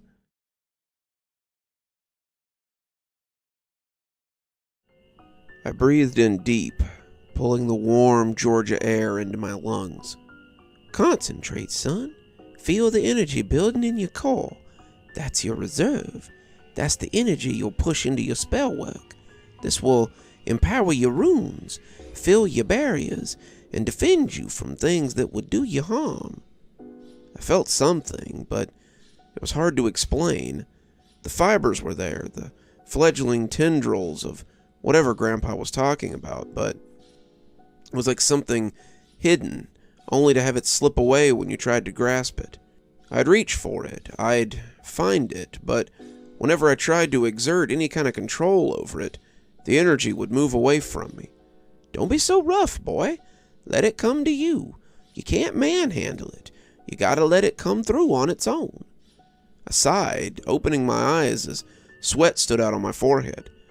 I'm trying, but it's like telling somebody don't think about it after giving them something to think about. We were sitting in a clearing area near the vegetable patch, our legs Indian style beneath us. Grandpa had been teaching me runes and sigils for about a year, but this was the first time we'd worked with the concepts of empowering them. Grandpa said it was essential if you wanted them to be more than squiggles, and I was trying my hardest to make them work. Trying, but ultimately failing. Grandpa, however, didn't seem too perturbed. It ain't easy. I struggled with it myself for a while, and I was a lot younger than you are. I sat back against the wall of the shed, listening to the crickets as they began to tune up in the early evening. Soon the mosquitoes would be out, and we'd have to retreat to the porch if we meant to enjoy the sunset. They had been exceptionally bad this year, the heat really not helping, and Grandpa and I were hoping for a good freeze this year, so they wouldn't be so bad next year. "Grandma teach you this?" I asked, wondering if Grandpa had taught Mom any of this. She did. Well, she taught me some of it. The runes, the sigils, they were all Grandma's. She taught me how to empower them, but the rest came from Nat. "Uh-huh," I said, peeking from one eye. "The mysterious Nat. How come I'm just now hearing about him?" Grandpa smiled into the sunset. It wasn't time yet. There were quite a few things yet to tell in the story, kiddo. We sat in the gathering twilight, waiting for the skeeters as we enjoyed the gradual cooling of the stifling July day. This reminds me of the time I spent learning from him, actually. I was a bit impatient, too, and Nat was always smiling at me like one day I would know what it was all about. I imagine you might know a little something about that, too." I smiled, having some inclination of what he was talking about.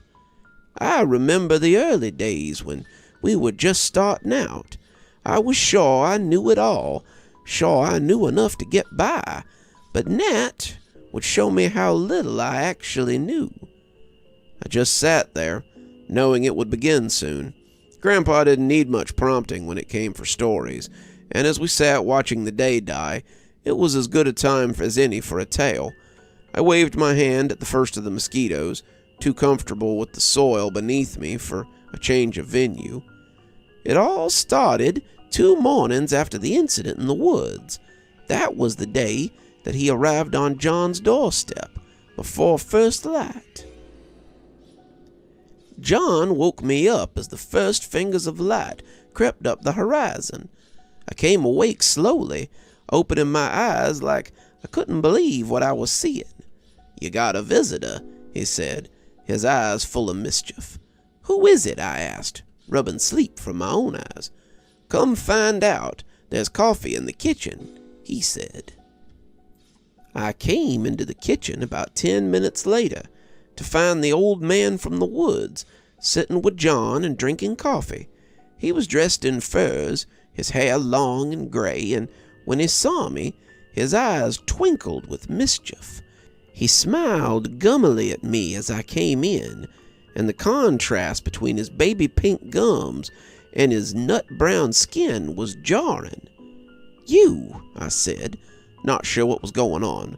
'What are you doing here?' 'Came by to see if you'd be interested in learning something a little different from your mountain ways.' 'How did you know I was from the mountains?' I asked, looking at John distrustfully. The old man laughed. "He didn't have to tell me nothing, boy. I can sense the old magic on you. It's in your walk. It's in your speech. It's in the way you tried to fight off the influence of the music the other night. You have talent, but it's raw and untrained. Someone never finished your instruction, and I'd like to fix that." I started to say something I would likely regret, but John must have read my face. "My uncle doesn't offer to teach often, and he never offers twice. Think very carefully before you throw away something because you haven't had a cup of coffee and a moment to think about it yet." I started to flare at him too, but instead I took that coffee and had a minute to consider it as I let the warm morning glory wash through me. It was a heck of an offer.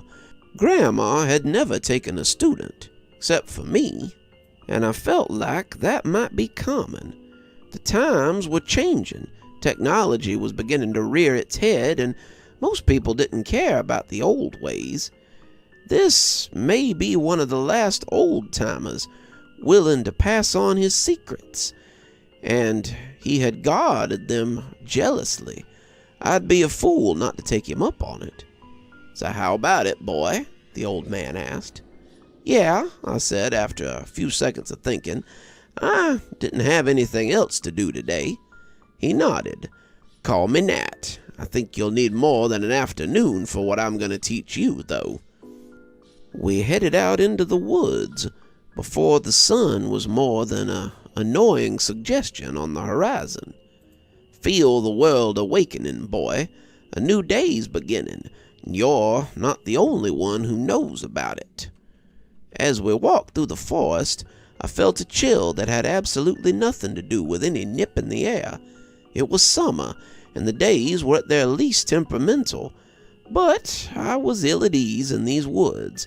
I had nearly lost my life here more than once, and I was proceeding in with someone who was a total stranger. Well, not a stranger, I suppose. He'd saved my life, kept me from death, and now he wanted to train me. I guess I just wanted to know why. "Do you have such awakenings in Appalachia?" he asked. I blinked. "How do you know of Appalachia?" The old man chuckled lightly.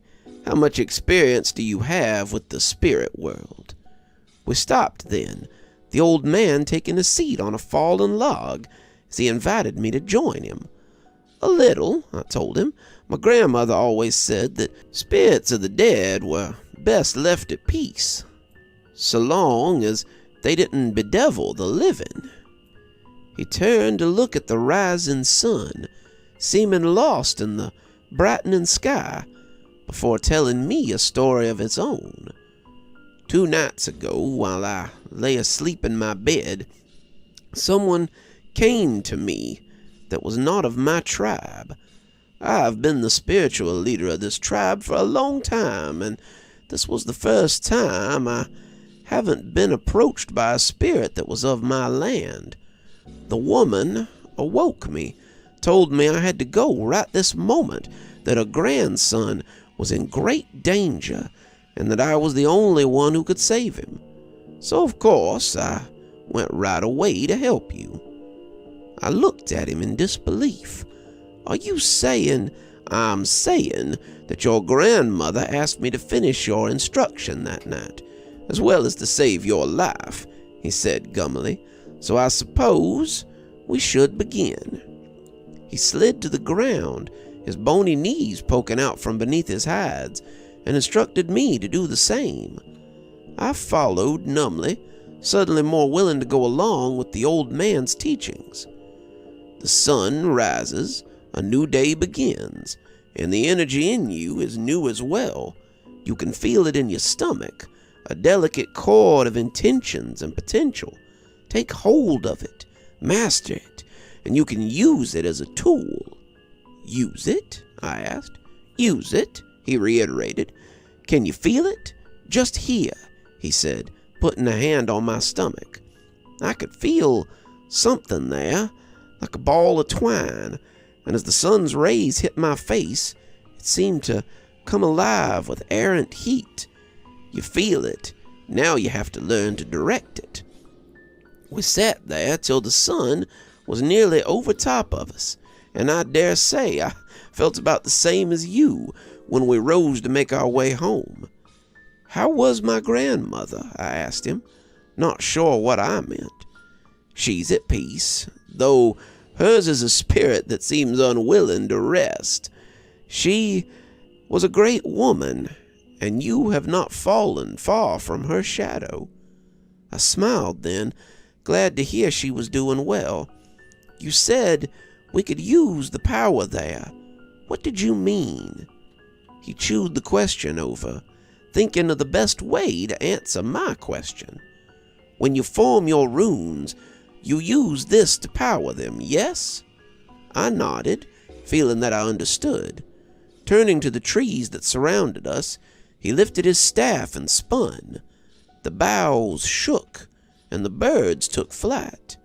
When you know how to control it, you can use such will for all sorts of things, he said, flashing a wet smile. I studied under Nat for 5 years. In those 5 years, I learned much. I swiped a small cloud of mosquitoes away as the darkness settled around us. So you learned from a real magician then, I asked, and stood up as I rubbed the pins out of my legs. I learned the ways, spiritual and supernatural, from a medicine man in good standing with his tribe. Whether he was Merlin or not, I cannot say. Grandpa got up as well, his joints popping as he found his feet. And now, I believe I have given these little bloodsuckers enough to eat. As we walked back to the house, a thought occurred to me. So, can you do that? Do what? Grandpa asked. What he did in that clearing. Grandpa turned, his smile merry, as he thrust his hand toward me. The cloud of mosquitoes there was suddenly shoved away, and my hair was left standing on end. And so many other things, Grandpa chuckled, turning to head back inside.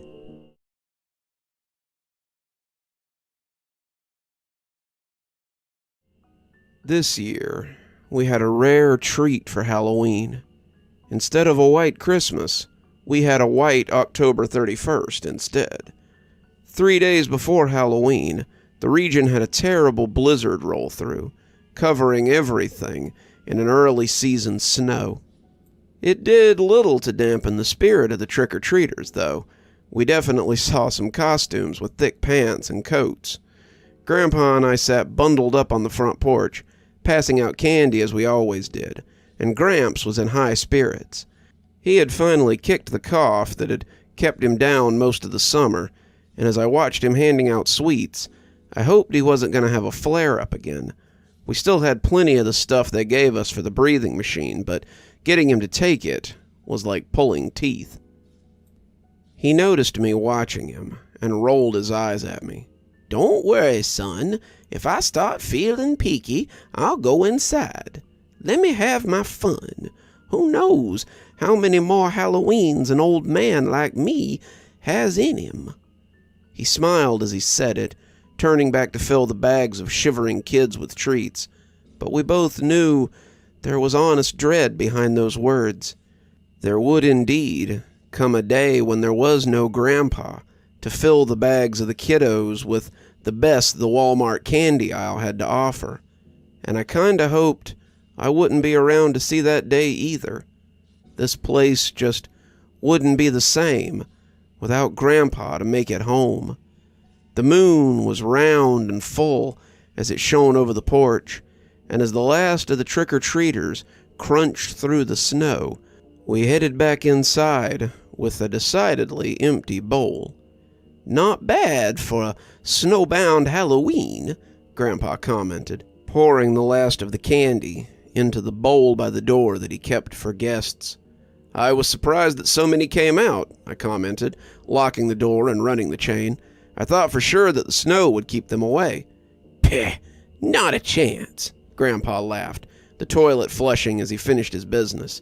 Mountain kids won't miss out on free candy for anything. They've got too much Halloween spirit for that.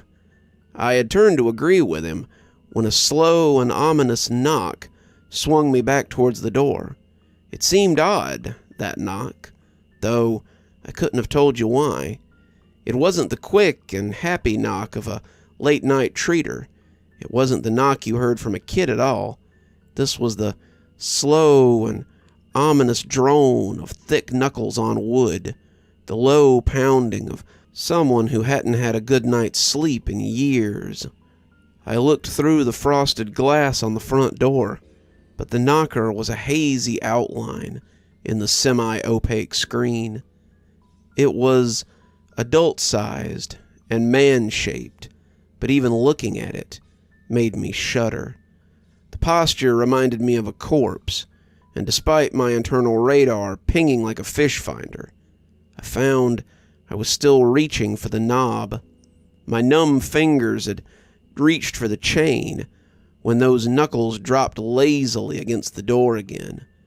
At long last, it hit me as the chain came sideways, the metal scraping eerily, what those bones sounded like as they rattled the door. I had never heard the noise before, but it had to be an exact match. I tried to resist the pull of courtesy, the draw of hospitality that came from a lifetime with my parents. For my better judgment knew that something terrible lay on the other side of that door, and it would be better to leave it in the cold and the snow. The rapping of those knuckles sounded like fingers drumming on a coffin lid, and I knew without a doubt that this visitor was not of this world. Grandpa caught me by the wrist as my hand closed around the knob, and I was very glad that he had. "Don't open that door. That's not a guest you want in here." The knock came a third time as we stood deliberating, and when it turned slowly from the door and walked away, I breathed a sigh of relief. "Don't celebrate just yet," Grandpa said, putting the chain back up and drawing me away from the door. "It's only just beginning now." "What is?" I asked, not even asking how he knew it was malicious. That had been no straggling trick-or-treater. I'd felt it through the door, but still I felt obligated to offer it hospitality. When someone knocked, after all, and especially when it was cold out, you let them in. It was polite, if not a little foolish on my part. "A night knocker," Grandpa said. "They usually only come on snowy winter nights, but I suppose a restless spirit on Halloween is fitting somehow." "Night knocker?" I asked, jumping a little as a new knock came from the back door.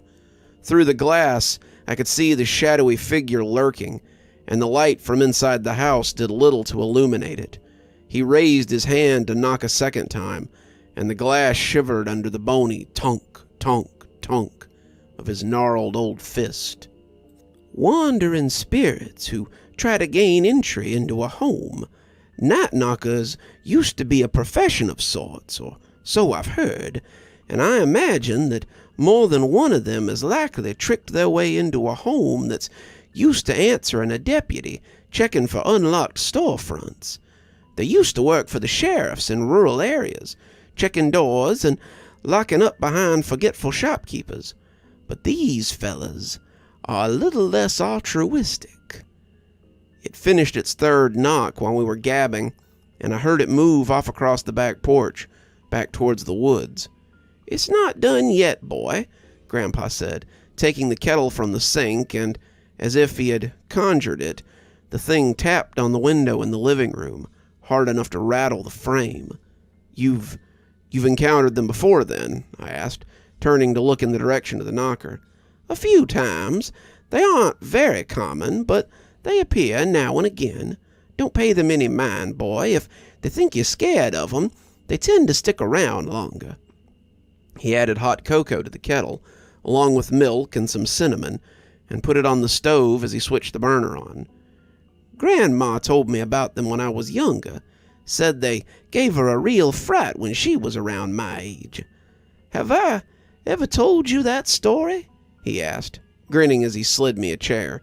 I suppose I haven't, or you would have known about the night knockers. It appears we have some time for a story, if you'd like to hear it. I nodded, watching as Grandpa stirred some honey into the pot and poured us each a cup full of the contents as it began to bubble. The knocker had moved onto the front porch again, tapping at the window with its stony old knuckles, and as he moved around the house to find more windows within reach, Grandpa took a testing sip of his hot chocolate. I found mine to be perfect. Not too sweet, but also not too hot. But Grandpa must have not approved of his. He took another spoon of the mix and stirred it in, smacking his lips as he tasted it this time. Perfect. Now where was I? Oh yes, it was a night much like this, and I was staying with my grandma during a frosty January blizzard. My parents had gone out of town, sort of a second honeymoon for their 11th wedding anniversary, and Grandma and I were spending a night together in her little cabin. A storm had blown up about a week after my parents left, and by the second week we were well and truly snowed in. Why they had decided to take a trip right after Christmas was beyond me, but school was canceled, and it was just Grandma and I on our own. She'd laid in food for the winter, like she always did, and we were eating stew and fresh bread when a knock came on the door. It wasn't a knock of a normal person, though. It was slow and rhythmic, like someone just letting their fingers fall against the wood. I don't know how anyone could be out in this weather, but as I rose to answer the door, Grandma stopped me. "Don't," she said, getting up to check the lock before closing the curtains on the window. "But what if it's someone who needs help?" I asked, worried they'd freeze out there. "It isn't," she said. "It's no one that you can help anyway." "What do you mean?" I asked, getting a little scared as the knocking sounded again against the nearby window. "It's a night knocker," she said, "a restless spirit that wanders and looks for people to let it in." What does it do to them?" I asked, my voice higher than usual as my terror crawled up my throat. "No one really knows. The ones who do don't live long enough to talk about it." She saw that her words really weren't much of a comfort and switched gears. "Luckily for you, it's only one. When I was about your age, I had a whole bunch of them come to your great-grandmother's house while I was there alone. Would you like me to tell you about it?" She'd gone to the wood stove and put on some tea, the kettle already thumping as the water got good and hot. She didn't have any cocoa, very few people did around here at that time, but she had ginger tea and warm honey, and soon she had a cup of it in my shivering hands and was beginning her own story. The knocker was moving from window to window, testing each with his bony knuckles, but as she started her own story, I almost forgot about him. It was March, and Mama had gone out to try to get some supplies. Daddy had been stuck in the mines for about a week, snowed in as the site was waist-deep in powder, and Mama and I were on our own. The food had begun to run low, and Mama had left to see if anything in town was open so she could pick up some supplies. We'd boiled the last of the oats for breakfast, and the kettle of soup we had made from the ham and remaining vegetables was down to the bottom of the pot. Mama had left around noon, saying she'd be back before dark, but dark had come, and Mama was still gone. The fire had cast my grandmother in a ghostly cloak, and as I caught in the spell of her story, she laid out the perils of her snowbound home to me. This wasn't the first time I had been home alone. Far from it, and I was busy preparing the middlings of what we had set aside for dinner. There was only a few eggs and some grits left for breakfast, and after that we'd be down to eating the shoe leather. I was adding to the small soup stock we had, mostly boiling vegetables, when someone knocked at the door. I thought it was my mother, and I had my hand around the knob before I was hit with the most overwhelming sense of dread. I had learned from my mother about the unseen world and was acutely aware of its presence, even at 11. I heard it knock again, and it took all my will to remove my hand from the doorknob. Not only was I drawn by the pull of generosity and custom, something that runs deep here in Appalachia, but there was an undeniable draw to let whatever it was in. After the third knock, it moved away, and as the pull dwindled, I breathed a sigh of relief. When another knock came at the door, mirrored by a similar knock at the window, I jumped in surprise and looked over at the window that looked out from the den. There was a man-sized shape there, its fist raised to knock again, but the dimensions were wrong. It was like a living shadow, the thickness seeming temperamental, and when it moved away after the third knock, another took its place and knocked again. Now there were 3 of them, knocking at the windows and the door. They were circling the house, and as they knocked, I felt my breath hitching as my panic rose.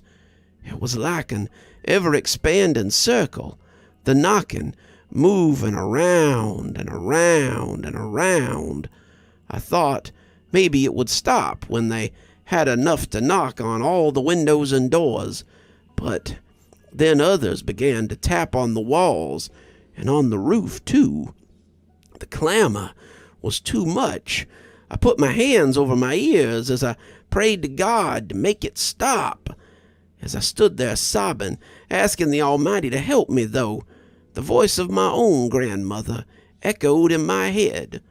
"The good Lord helps those who help themselves, Junebug.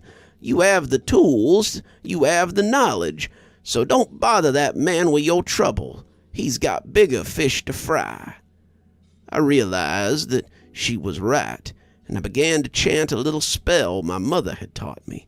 It rolled off my tongue like warm tea, and as it did so, the knocking began to decrease in volume. Suddenly, they were no longer banging on the roof. Then the knocking on the walls stopped. Slowly, the knockers on the windows dispersed, and finally, the 2 on the doors ceased as well. It was so quiet, so still, that when a single knock came at the door, I screamed like a tea kettle and nearly dropped in fright. Junebug, it's Mama. Open the door, Junebug. I've got groceries, and the snow has my feet numb." I cried with joy. It was Mama. She was back, and when I gripped the knob, I felt nothing but the love and worry that she had for me. I threw my arms around her, tears streaming down my face as I told her what had happened. She came inside, locking the door and saying she was sorry for being so late. She had made it to town and got the groceries, and when Mr. Argy offered her a ride in his wagon, she thought for sure that she'd be home before dark. Only I must have gotten turned around after I got out the foot of the mountain, 'cause the next thing I knew I was nearly tumbling into Mr. Goldway's holler. We unpacked the groceries, and then she made tea and explained the night knockers to me. After that, I felt a lot better, and I suspect that you do as well. As I drank my tea and listened to her story, I realized that the knocking had stopped. Grandma had distracted me with a story long enough for the knockers to get bored and leave on their own. I kept an ear out for them after that, but I never forgot the power of stories when one is under great emotional stress. I sipped my cocoa as Grandpa finished and Realized he had done the same for me. I didn't know when the knocking had stopped, but the only sound in Grandpa's house was the sound of the clock as it ticked the evening away. I guess telling stories is something that runs in the family, I said, finishing my cocoa before going to wash the cup in the sink. I didn't have to see Grandpa smile to hear it in his voice when he said, "We won't know till you have some grandchildren of your own, I suppose." I poured another cup of cocoa and sat sipping at it as I listened to the wind blow and the snow powder around the house, glad to be inside with Grandpa on this wonderful evening with his wonderful tales.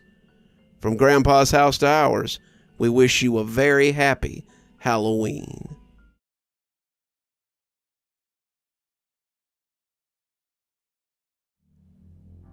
The snows from Halloween had melted, but the weather had remained cold. The winds were picking up, the animals were going to ground, and soon it would be time to get the Christmas decorations out of the attic again. Appalachia was a truly beautiful place, and as I settled in for another winter with Grandpa, I secretly hoped that it would last forever. Grandpa was busy with his carvings, trying to get a little surplus up before spring, and working on some Christmas carvings as well. He was in high spirits, humming carols as he shaved off the finer edges of the animals he was whittling, and I couldn't help but smile. Grandpa was about the only person who could get away with humming Christmas carols before Thanksgiving, without getting an earful. I had worked retail for most of my life before coming here, and Christmas carols before December still elicited a nearly overpowering rage in me. As I sat down, I sighed contentedly as I soaked it all in. This was a peaceful feeling that I could get used to. "I really love it here," I said. "This time of year always reminds me that I'd come and stay here around the holidays so Mom and Dad could get the shopping done." "Yeah, this time of year your grandma always loved best. She lived for cooking turkey and making pies, dipping holiday candles, and just spending time with the family." "I remember helping her dip candles," I said, laughing.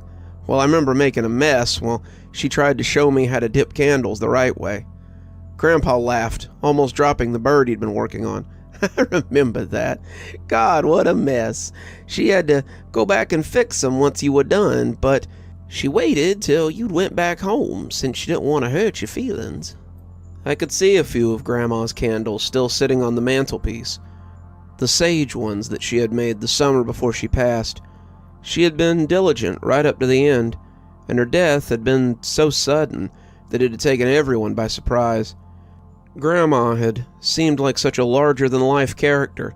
The two of them had gone together like hand and glove, and without her, Grandpa had been lost for a while. Having someone else around, though, seemed to have revitalized him, and I was glad that I could be that person.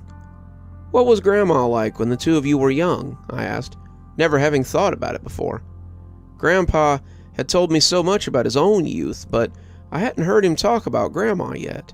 Somehow I'd always thought of them as childhood sweethearts, playmates who had grown to love each other, but I couldn't think of many cases where either had talked about how they met.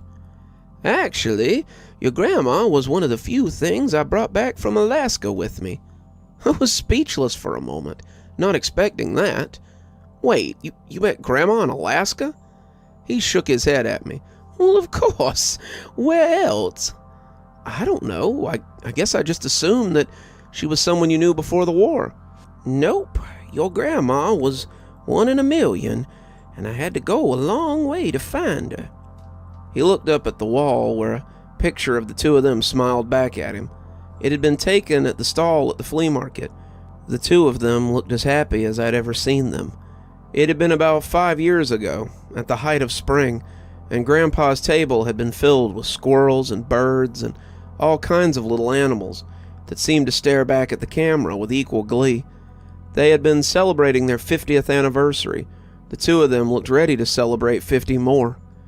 I sat there for a minute, patting the armrest expectantly, but Grandpa had gone back to his bird. He was scraping wood away from the plumage again, letting them fall in curls to the tabletop as he worked. He was invested in the project and seemed like he'd forgotten our conversation. When I cleared my throat and brought him around again, he looked a little confused. "I don't usually have to set you up for a story, Gramps. What's the deal?" Grandpa laughed, rolling his eyes as he held the bird up to get a better look. "Jesus, boy, is that all I'm good for, is telling stories?" Even so, he cocked his head as he thought about how to begin, the tool still shaving wood away from what was starting to look like it might be a cardinal. "I suppose it all started over pie, though it ended with something much worse. Your grandma had moved to Alaska with her folks about a year before the war ended. Her old man was some kind of researcher with the government, studying mining operations in Alaska, and she and her mother lived in a little town whose name I can't quite remember, while her father mostly traveled.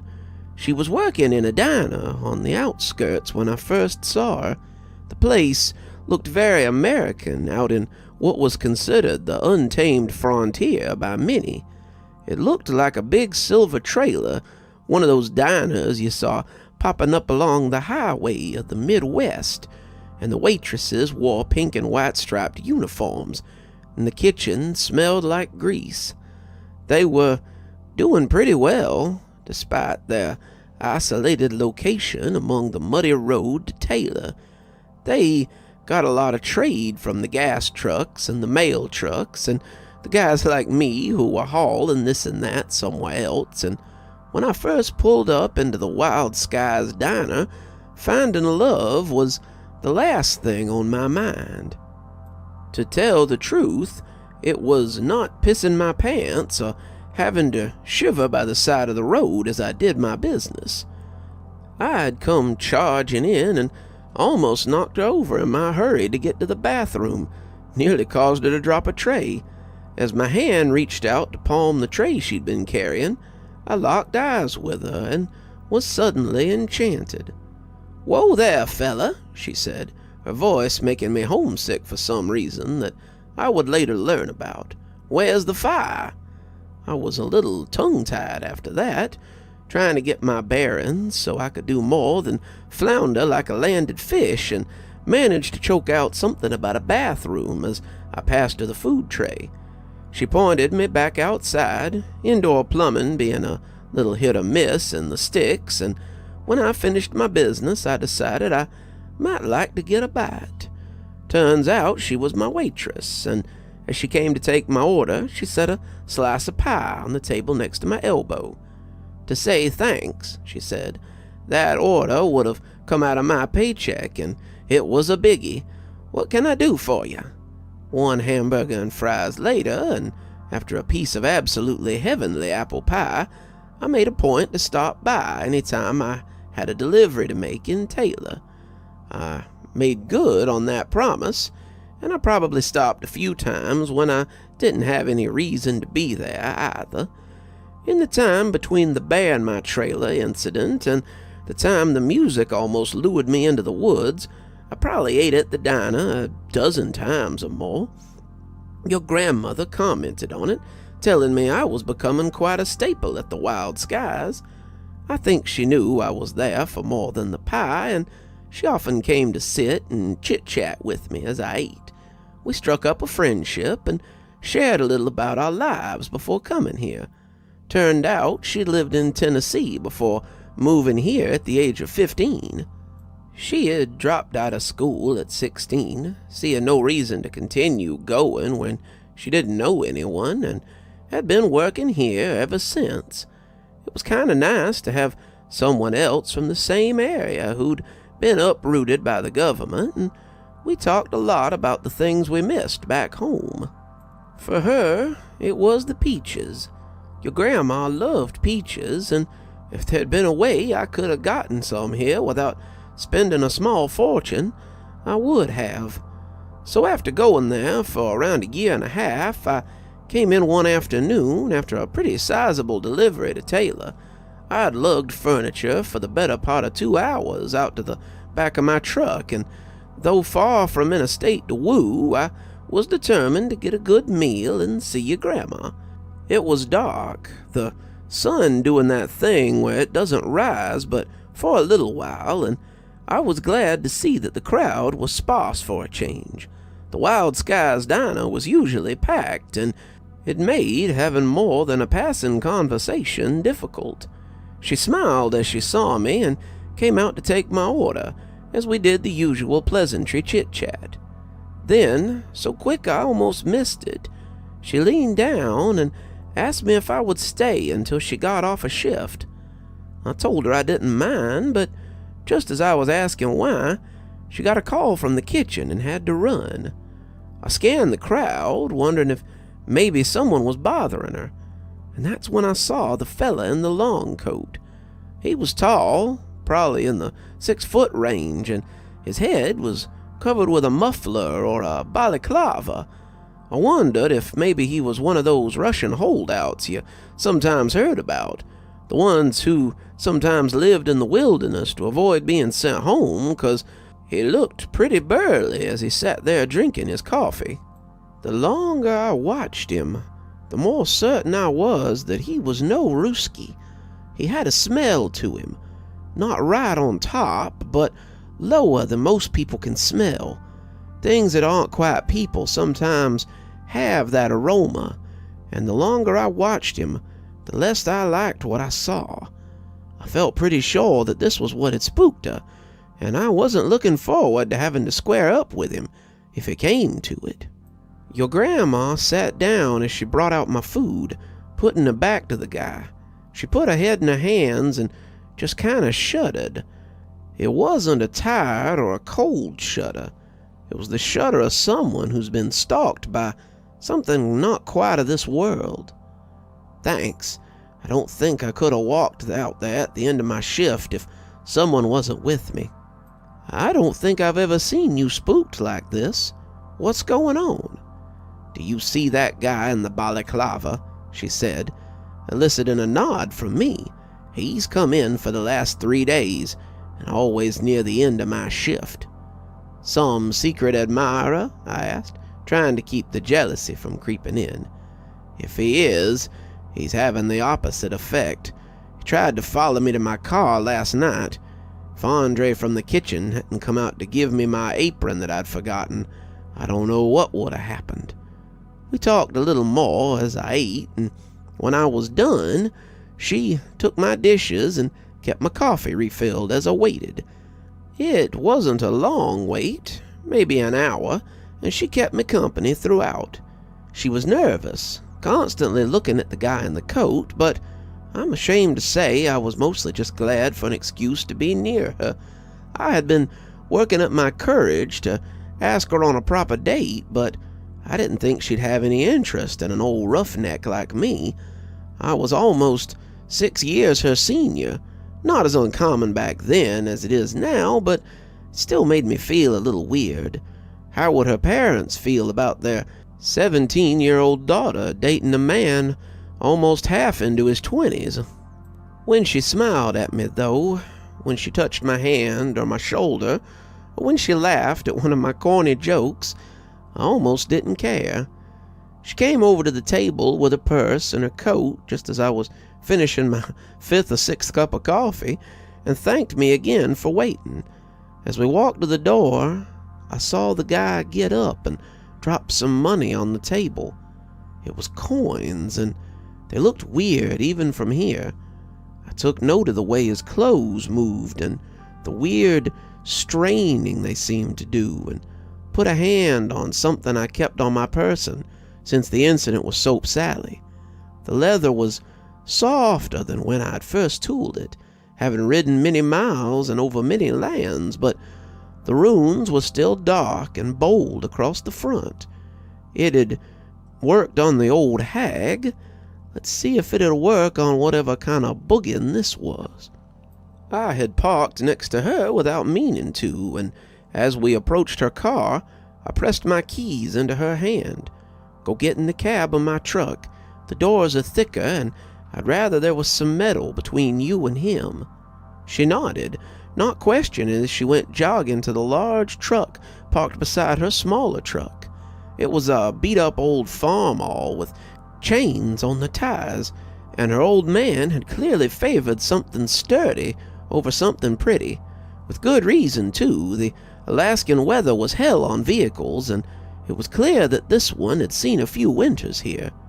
With her safely stowed away, I turned to the thing in the coat and made myself as big as possible in my threadbare jeans and my patched winter jacket. "The lady isn't interested. Take off and leave her alone."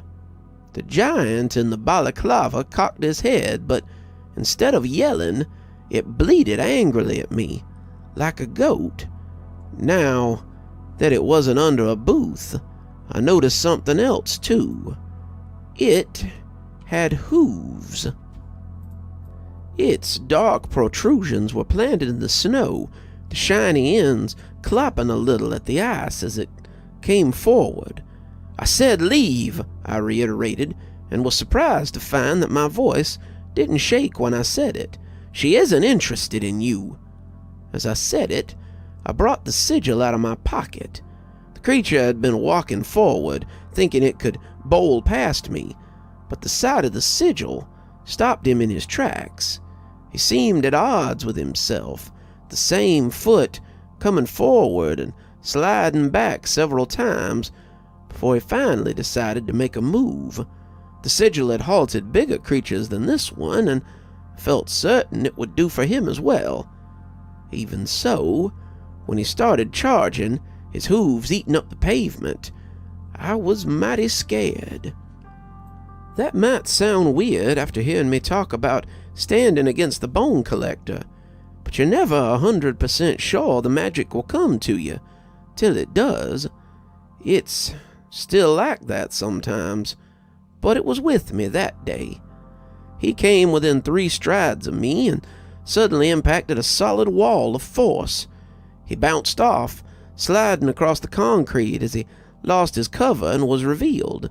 He was a huge and furry thing, a satyr or some kind of goat man, and he bleated angrily at me before taking off. When I heard his hooves retreating off into the wilderness, I finally put the symbol away and went to check on your grandma.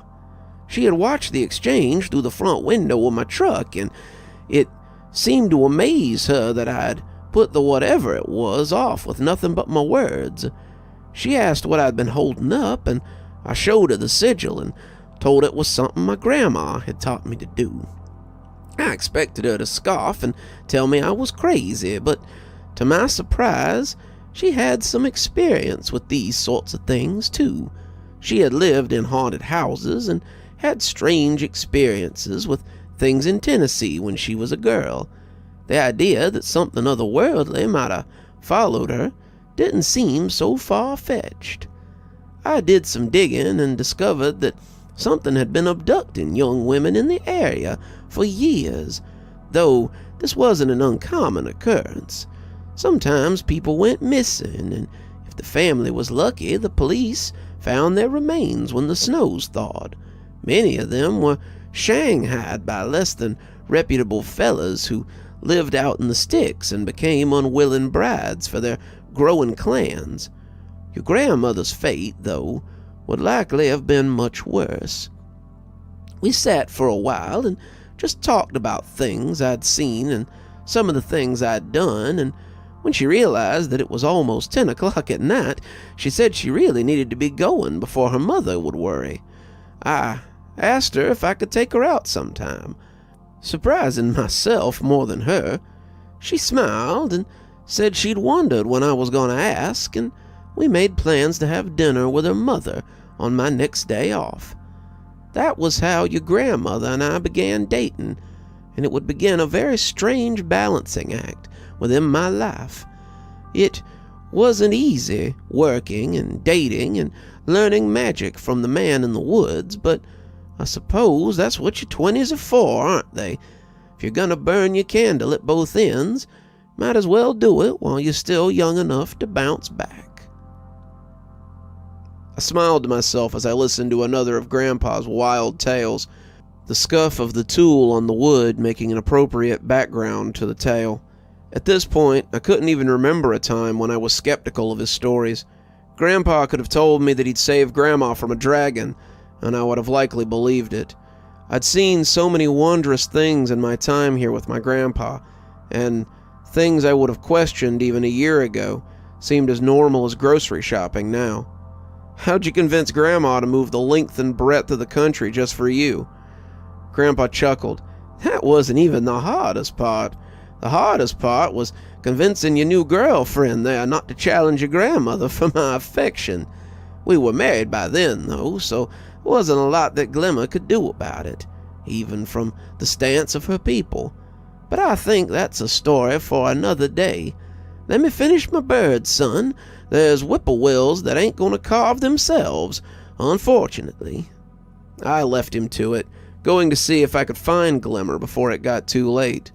We've been spending a lot of time together, and I wondered if my own grandparents' move would be as long as the move the two of us would have to make for me to meet Glimmer's parents.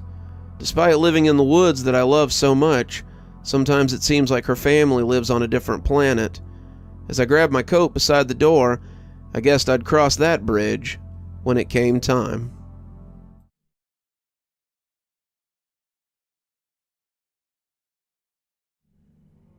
Grandpa and I had been taking some much-needed time off lately. 2024 had begun with a lot of excitement, and we had both needed about a week to recover from the skirmish at the Botanical Gardens. It had taken a little longer to get back to my usual pep, probably because all the energy I'd been throwing around. Grandpa had been trying to teach me how to harness these things for the past couple of years, but I suppose there was nothing like having your life in danger to show you what you could really do. I'd come home and slept for, what Grandpa had reported anyway, about 3 days. He hadn't looked too worried when I finally got up, saying that was pretty normal for people my age. When you first realize your full potential, the first really big skirmish you have with something otherworldly, you really understand what it's like to have your life in danger. Fighting that hard will take it out of just about anyone. Anyway, the two of us have been sticking close to home. Me because I was tired, and Grandpa because his cough had come back. I had hated to hear that sickly, railing cough return, and we had immediately put him on a breathing treatment like the doctor had advised. Grandpa hated them, saying it was nothing some hot tea and some rest couldn't help, but I didn't believe it. He had thrown around twice as much energy as I had, no mean feat for someone his age, and I knew that his body was about as wrecked as mine was. So, as we sat at the kitchen table one night, listening to the weather rage outside, I found myself in the mood for another one of his stories. Grandpa really hadn't been in the storytelling mood lately, the cough coming on him so suddenly, and I found that I missed sitting on the porch with a beer and listening to him tell me about the past. A little selfish, I know, but stories have always been such a big part of my relationship with Grandpa, and I was curious about something. Hey, have you ever had a battle like the one we had at the gardens with Nat? Grandpa scrunched his face up. I suppose I did. Nothing like fighting that winter spook, but we definitely had some times. I remember one particular incident where we had to go to put some restless spirits to rest, which was pretty wild. How did that go? I asked, leaning in as Grandpa smiled and stared off into the past. Somewhere between the exorcism at our neighbor's house and the bone collector, I suppose. It was definitely a time that I'll never forget. I'd gotten off of work when I saw Nat and thought I was about to get a scolding. I'd had a lesson with him that afternoon, but I had an emergency delivery that took me well till after dark to get done. He had a distant look when I saw him, and I sighed as I came to sit next to him. I know, Nat, I'm sorry. I had to make an emergency delivery, and I need you this weekend, if you're done with your emergencies. I nodded, thinking it shouldn't be hard to get the weekend off. We didn't do a lot of deliveries on the weekend, and Wayne had looked guilty when he handed me the slip for the delivery today. He knew it was going to get me back home well past midnight, and he knew how Little John's father liked people coming in late. If I told him I was taking a couple of days off, well, he probably wouldn't have minded much. Should be doable. Where are we going? I didn't think he was going to answer me at first, but he finally did, and I wished he hadn't. Somewhere I wish I wasn't. Somewhere I hoped I wouldn't have to go again. I pressed him for more, but he shook it off, saying he would be here at first light tomorrow to pick me up. Get some sleep, kid, 'cause we got a long day ahead of us tomorrow. I tried my best, but any tiredness I might have had fled at the thought of what we might be doing tomorrow. What was he suggesting we do? Sounded like the house call my grandmother and I made sometimes, but I knew that it was likely to be something more dangerous. I knew that Nat was the spiritual leader for his tribe, but he was usually only dispatched to handle big problems. I drifted off thinking about that fact, picturing the two of us taking on a bone collector 10 times bigger than the one that I had faced. I was roused much earlier than I had wanted to be, as John told me Uncle Nat was waiting downstairs for me. He told me to tell you that at this rate, the two of you won't reach the mound until next spring. He left me to get dressed, and half an hour later, we were on the road. Nat had gotten his hands on a familiar-looking farm-all truck that I'd seen in the trucking yard more than once, and as we set out, I asked him where we were going. John mentioned a mound when he came to wake me up. Nat made a noise somewhere between a humph and a throat clearing. My nephew says too much sometimes. What do you know about the ancestral mounds? He asked, the truck crunching along on the dirt road. I know the ones in Georgia, usually protected by the government, if not the tribe. They're sacred sites, usually a place of mass burial, if not honored burial. Nat nodded. It's the same here. We bury our dead in sites of honor, but some of the mounds weren't made by us. What do you know about how the natives were treated by our old comrades? I assumed he meant the Russians, and I told him I knew very little. Well, it wasn't well. The Russians had an idea that we should integrate into their idea of society, or be exterminated. Your country treats us a little better, but the bar was set pretty low to start with. The mound we're going to today is one such site. The Russians killed some 300 members of the tribe and buried them in a mass grave. The village didn't really have a name. Our villages were more temporary in those days, and when they wouldn't fall under the occupation, the Russians killed them all to a man. The burial site holds men, women, children, animals, anything that resided in the village, and the graves changed the mind of a lot of natives in the area. I'm guessing that the spirits there are restless, I said. They weren't until someone disturbed them. Some of my people thought it was a good idea to exhume the bodies so they could bury them in a more honorable way. They wanted to lay the dead to rest with more dignity, but the dead didn't appreciate the sentiment. The site's been plagued with bad luck, accidents, and finally with the deaths of 3 workers.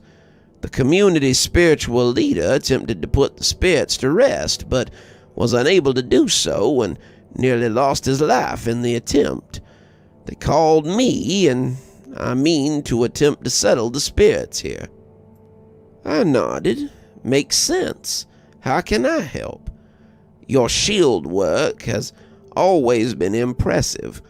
I would like you to raise a shield around us so I can complete the ritual. Think you can manage that?" I told him I could, and as we rolled along to God knows where, I found my eyes getting heavy.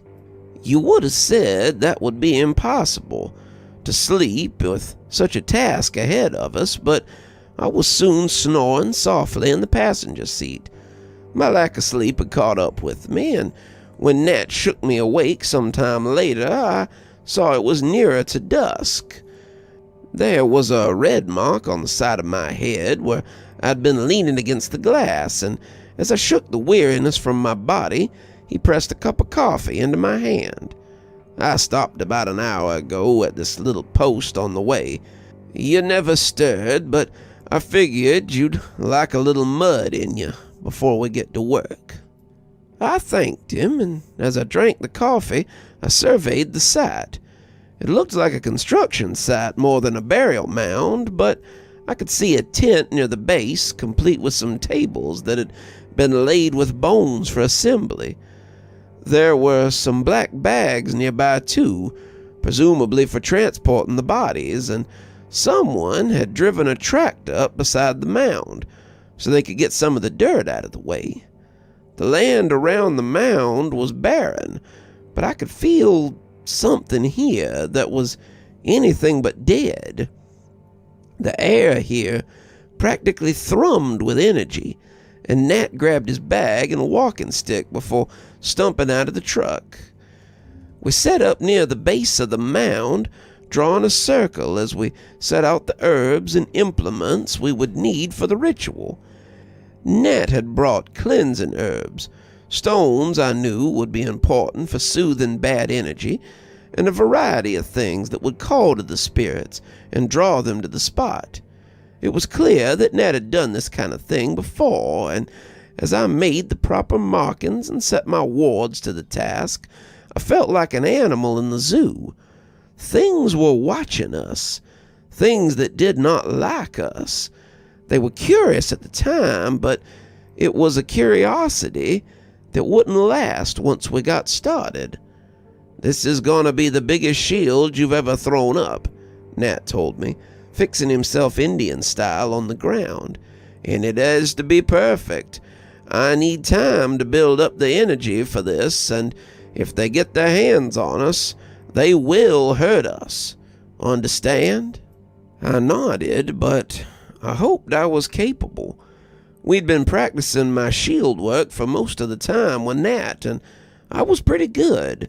Nat would throw things at me, sometimes rocks and sometimes snow, but never to injure, and I would bring my energy to bear so I could stop it. If I had some time to prep, I could usually focus my runes or sigils and get some extra protection, and this was one time I believed I would need it. "Good. Let's get started then. It'll be dark soon, and I want to be back on the road when it is." He lit the herbs and spread out the implements, and when he began speaking the old words that sounded so familiar to my grandmother's world sometimes, I focused my energy and got my shield right. That was when I started to really feel like someone was watching, like I was an animal in the zoo or a fish in a tank at a fancy restaurant. The things that swarmed around us were far from pleasant. Natives with cuts and holes in them, women with blood in their hair, and even bloody children with their necks bent or their bodies crumpled. They were difficult to look at, but I knew they were nothing so much as an accusation against the people who had done this to them. They existed to pass judgment on a system that had failed them, had even decided that in their otherness they should be killed, and that was the worst part of all. I looked back to Nat, but if he saw them, he never said. His eyes were closed, his lips almost singing as he wove the old magic, and as they got closer to us, I wondered if I would be up for the task. When the first one hit the barrier, it felt like someone had lashed me with a switch. It was sudden, so sudden that I nearly lost my concentration. But I straightened as the second and third pressed their bony fingers against the surface. The pain was immense and so different than the snowballs or rocks I had deflected. This was cold, and it was bristly, and it felt like frostbite the longer it stayed in contact with me. I grit my teeth and tried to focus, but I'd been unprepared for anything like this. It was the worst pain, well, the second worst pain in my life, and I'll never forget it. I went to my knees, still holding the shaky barrier, and when I heard Nat's chanting rise in volume, I felt a new surge of power build behind me. Nat's power was different when it cascaded over you, like warm sun and gentle breeze, and as it rocketed forth and through my barrier, I saw the haggard ghost people take a step back, and then another. They left us, disappearing into the mound, and as I panted like a spent dog, I felt Nat pat my shoulder. I looked up to find him smiling. "Not bad, kid. Not bad at all." We drove home then, not saying much, and I was asleep before the mound was out of sight. They said that Nat put me to bed and told all of his kin not to bother me until I was ready to get up. He called Wayne and told him that I was off for a couple of days and not to come over to John's and try to roust me for some delivery. The boy has helped the tribe, and he's more than earned a rest. I slept for 3 days, waking up feeling refreshed, but the memory of those poor souls was not something I could sleep off, like the sore muscles or the aching joints. I sat speechless as Grandpa finished the story. The weather rumbled and boomed outside, but I was thinking more about lost souls and the angry dead. Sounds like quite a time. Grandpa nodded. It was a very instructive time. I went out with Nat a few more times, but it was never quite that intense. We tracked down some missing children and helped a family get a presents out of their house. But by this point, my time in Alaska was growing short. He got up then, putting his cup in the sink and heading for bed. Sometimes I thought it seemed that the stories were all that kept him going, but sometimes it seemed like they were slowly killing him too. "What do you mean?" I asked. "Well, clearly I came back here to settle down, and that time would come sooner than I thought."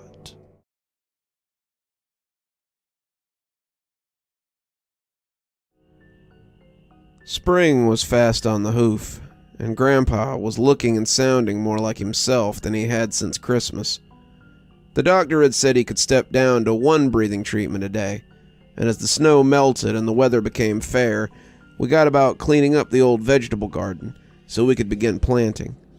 Grandpa was all smiles as he set to work, hoeing up the earth and breaking up the old roots as he got ready to plant the veggies that would grace our table very soon. I was helping out too, stirring up just as much earth as Grandpa, and he laughed as I wiped a handkerchief across my brow and sighed. "What?" I asked, smiling despite myself. "You look like a real sod-buster, kid." He gave a sigh of his own, taking a seat on a nearby stump as he surveyed the little garden spot. "I always love spring in the mountains. The growing time always makes me glad I found my way back here." As he said it, I realized I'd been thinking of something for a while, but hadn't vocalized it till just this minute. "So how was it that you came to be back in Georgia?" Grandpa gave me a funny look. "What you mean, boy?" "I mean, you seem to have built a pretty comfortable life for yourself in Alaska. You had a steady gal, a job, friends who treated you like family, and a lot going for you there. Why come back? Why not just live there? Grandpa looked thoughtful for a moment, sipping his tea and seeming to think about the question. Well, I suppose it all came back to your great-grandmother. I nodded, thinking this made a lot of sense. They got to missing their baby boy, huh? Grandpa got a faraway look as he put the cup down, looking at the swirl of the old soil as he considered his answer. Nope. Your great-grandpa was the real reason I came back, I suppose. He wasn't doing too good, and one day your great-grandma told me exactly how bad it was. I had just come back after a long day of driving truck and delivering building supplies when John told me my mother had called while I was out. It wasn't uncommon to get a call from your great-grandma. She was curious about my courtship of your grandmother and how my life was going up in the frozen north, but to call several times in one day wasn't quite so common. It was expensive to call in those days, and I knew that something had to be going on. When she picked up on the first ring, my fears were established. It's your dad, she said, not even waiting or needing to wait to see who it was. He's in a bad way. My dad, your great-grandpa, had been a sometimes farmer and a lifetime logger. We hardly had enough land to make farming something to pay the bills with, so Dad worked in the woods most of the year to pay the bills and keep the loan office off our backs. He'd been in the woods with his logging company when a tree had struck him. The kid who had felled it was new and hadn't called it quite quick enough. Dad, unfortunately, had paid the consequences. It broke both his legs, but there was speculation that he might be paralyzed as well. They wouldn't have worried if he'd been screaming about those broken bones, but the fact that he couldn't feel them made them really worried. I know you're making your own way up there, but we really need you at home right now. Your father won't be able to work for the foreseeable future, and I can't do it on my own. So I hung up the phone and figured I had a big decision to make. John must have seen that on my face, because he took me out to the porch and handed me a beer and asked me what was going on. 15 minutes later, he said it sounded like I only had two real options. You either go home and help your family, or you stay here and forget them. I blew out a sigh. That's some pretty stark decision-making, John. Stark or not, that is the decision you have to make. He was right, of course. My mother hadn't told me I had to come home, and even if she had, I was no child to be called home by my mother's insistence. I was a grown man, free to make my own decisions. But as I lay in bed that night and thought about my old dad dying in his current state, I knew I had a certain amount of responsibility to my parents and my family. Speaking of family, I had something else to ask someone, something I'd been getting ready to ask for a while. When a familiar knock roused me at the crack of dawn, however, I knew I had left someone out of my equation. I opened the door to find Nat smiling at me as he leaned on his walking stick. I know I tell these stories like there's an order to them, but in actuality, I'd been studying with Nat for about 2 years. I'd learned a lot, really grown into my power, and I felt ready for things I might encounter back in Appalachia. John said he had never seen his uncle stay in their town for longer than a few months, and he thought having a student might be a reason behind it. I felt you thinking loud enough to wake the dead last night, Grasshopper. What's got you so riled up? We sat on the porch drinking coffee as I explained it all to him. Nat listened, smiling as he drank his coffee black, but he seemed to be staring off into the middle distance. He didn't seem unhappy with the prospect of me leaving, but I wondered if the twinkle in his eye was something a little more sentimental than he let on. Poor timing, Grasshopper. I was just trying to figure out how to ask if you were ready to travel with me. Not that I need some nosy tenderfoot yapping in my ear every step of the way, but a good strong apprentice, like yourself, would be useful on the trail. Regardless of your answer, I've stayed here too long. I need to leave at the end of the week, shake my roots off a bit, and I'd love for you to go with me.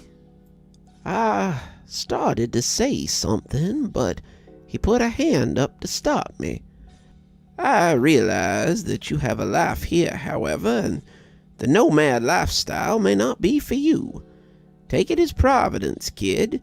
You've learned plenty from me, things I've never taught anybody, and I think now that it might be time to part ways. Maybe someday you'll meet someone to teach as I've taught you. Seems to me that the power knows when it's time to pass it on. And that night, it was sure that it was your time to learn. I thanked him for all he had taught me, and he hugged me before hobbling back off into the woods. I never saw Nat again, but his presence never quite left me. After that, I needed to go talk to Dwayne. I knew I was stalling, afraid of what your grandmother might say when I went to ask her, but I justified it as getting my business done in town first. Some of that business would be done at Dolly's pawn shop in Wellerbrook, but a lot of that would depend on how things went with Dwayne. He'd be sad to lose me. I was one of his best drivers, but it was unavoidable.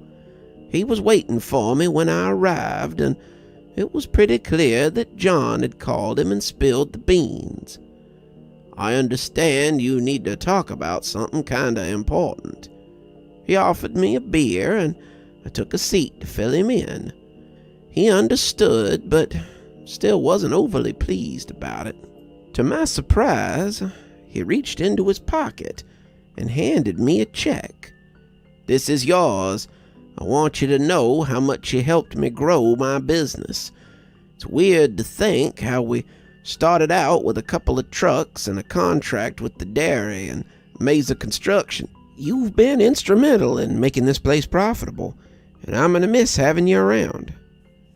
The check was for $500, a small fortune in those days, and when I asked what it was for, Dwayne told me it was my share of the company. "After you made it a whole year, I started putting a little aside for you. You and John are as good as founding members, and I feel like you deserve a stake in the company." I thanked him for his generosity, and we exchanged handshakes before I rode off into the sunset. When Dwayne's son finally sold the company in 1995, John told me that he sent him a check for close to $5,000. He had invested when it was still small, giving Dwayne about $800 to get him going, and he got it back in spades. John's kids enjoyed it, I reckon, because he died a year later. He was 68, I suppose. It's a damn shame. Hit his wife awful hard. She lived for another, 20 years before she passed, and I used to get a Christmas card from her every year. Dwayne had passed long before that, back in 75, but his son was a good businessman, and the trucking company had thrived.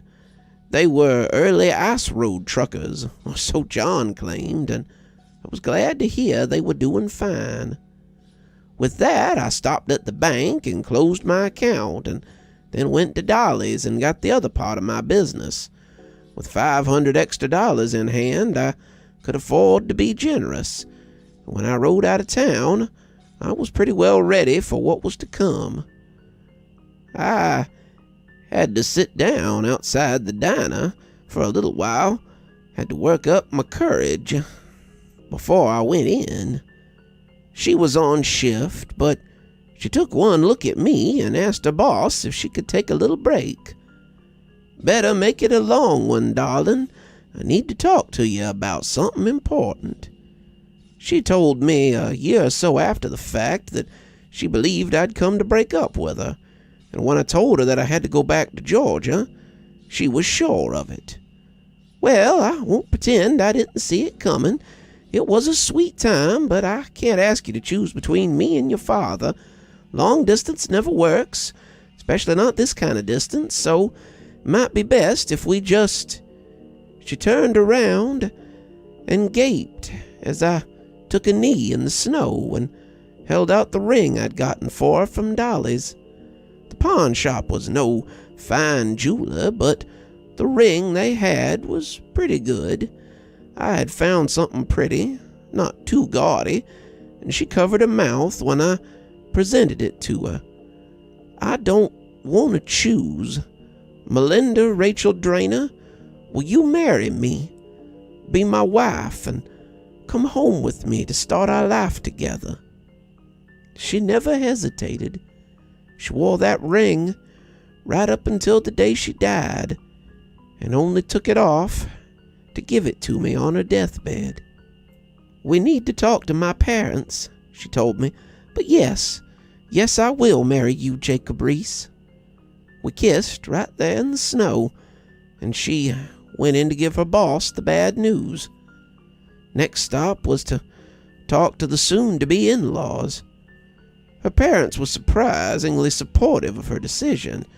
Her father and I had met many times, and he liked me more than a little. Her mother and I had met often, and she had always given me her blessing to marry her daughter. They said they would be sad to see her go, but they wished us luck and even chipped in a little for a wedding present. "Dowries are a little out of style, but I figure it's the least we can do to help you start your new life," her father had said. By the end of the week, she and I were packed, and I stood on the porch of the house I knew I would never see again, and said my goodbyes to John's family. His father wished me well, saying there would be a place here for me if I ever came back. His siblings thanked me for helping them, and his sister Alla gave me some books on folklore to take with me. "I've seen you eyeing them," she said with a wink. "Take them as something to remember us by." After 100 hugs and handshakes, your grandma and I piled into John's old Jeep, and off we went for the airport. I say airport, but that really is too grand a term. It was a puddle jumper launching that would take us to California, where we could get something a little bigger to Atlanta. There we would have to make our way back on our own, but I had funds to pick up something cheap to get us there. That was an interesting trip, though ultimately unremarkable. We said our goodbyes to John at the airport, mine a little more tearful than hers. I had rarely embraced another man before that, but when John hugged me, it felt right. "You're my brother, Jack," John said in my ear, the smell of his aftershave a memory I'll carry forever. "No matter where you go, just know that your family will be with you. It's been an honor to know you." "All right," I told him as we stepped away from each other. "I should hope so," he said. He stayed until our plane pulled away, and that's how I remember him, standing tall by the tarmac as his hair blew in the manufactured breeze. That was the last time I saw Alaska, outside of my dreams at least. Grandpa looked wistfully at the sun as it set behind the trees. "I did write and called once the telephone lines got a little more stable up there. Before he died, I was calling him at least once a week, and I think that's why we stayed close. He could never afford to fly out to see me, and I was never able to justify the cost of flying to see him. Time passed, but we never lost contact until time severed our friendship. I wish I could have gone to his funeral. Wish I could have seen his children. Of all the things I regret, that's probably the one that hurts the most. We didn't say much after that. We just sat and watched the day pass as Grandpa visited with his ghosts. Hey there, everyone. It's Dr. Plague. Just wanted to pop in at the end to let you know that this will, for all intents and purposes, be the end of year 2 of Grandpa's stories. I've got a big story planned for a little while later, hopefully involving La Dama de Blanca, among others, as it's going to be a bigger one like the Bone Collector story, and revolve mostly around her and Grandpa's grandson as they try to meet what may be his grandson's soon-to-be in-laws. It's been a real pleasure writing these stories for you, and a real joy to bring them to you. I never have to question where the vote's going to go when it comes between Grandpa and another story. You guys always pretty much bet on Grandpa. When I wrote my little story about Grandpa's friend being a tree all those years ago, I never really thought it would take off quite this much, but I'm glad you guys have been here for the ride, and I look forward to what comes next for Grandpa and his grandson as they continue on in their strange place in the Appalachians.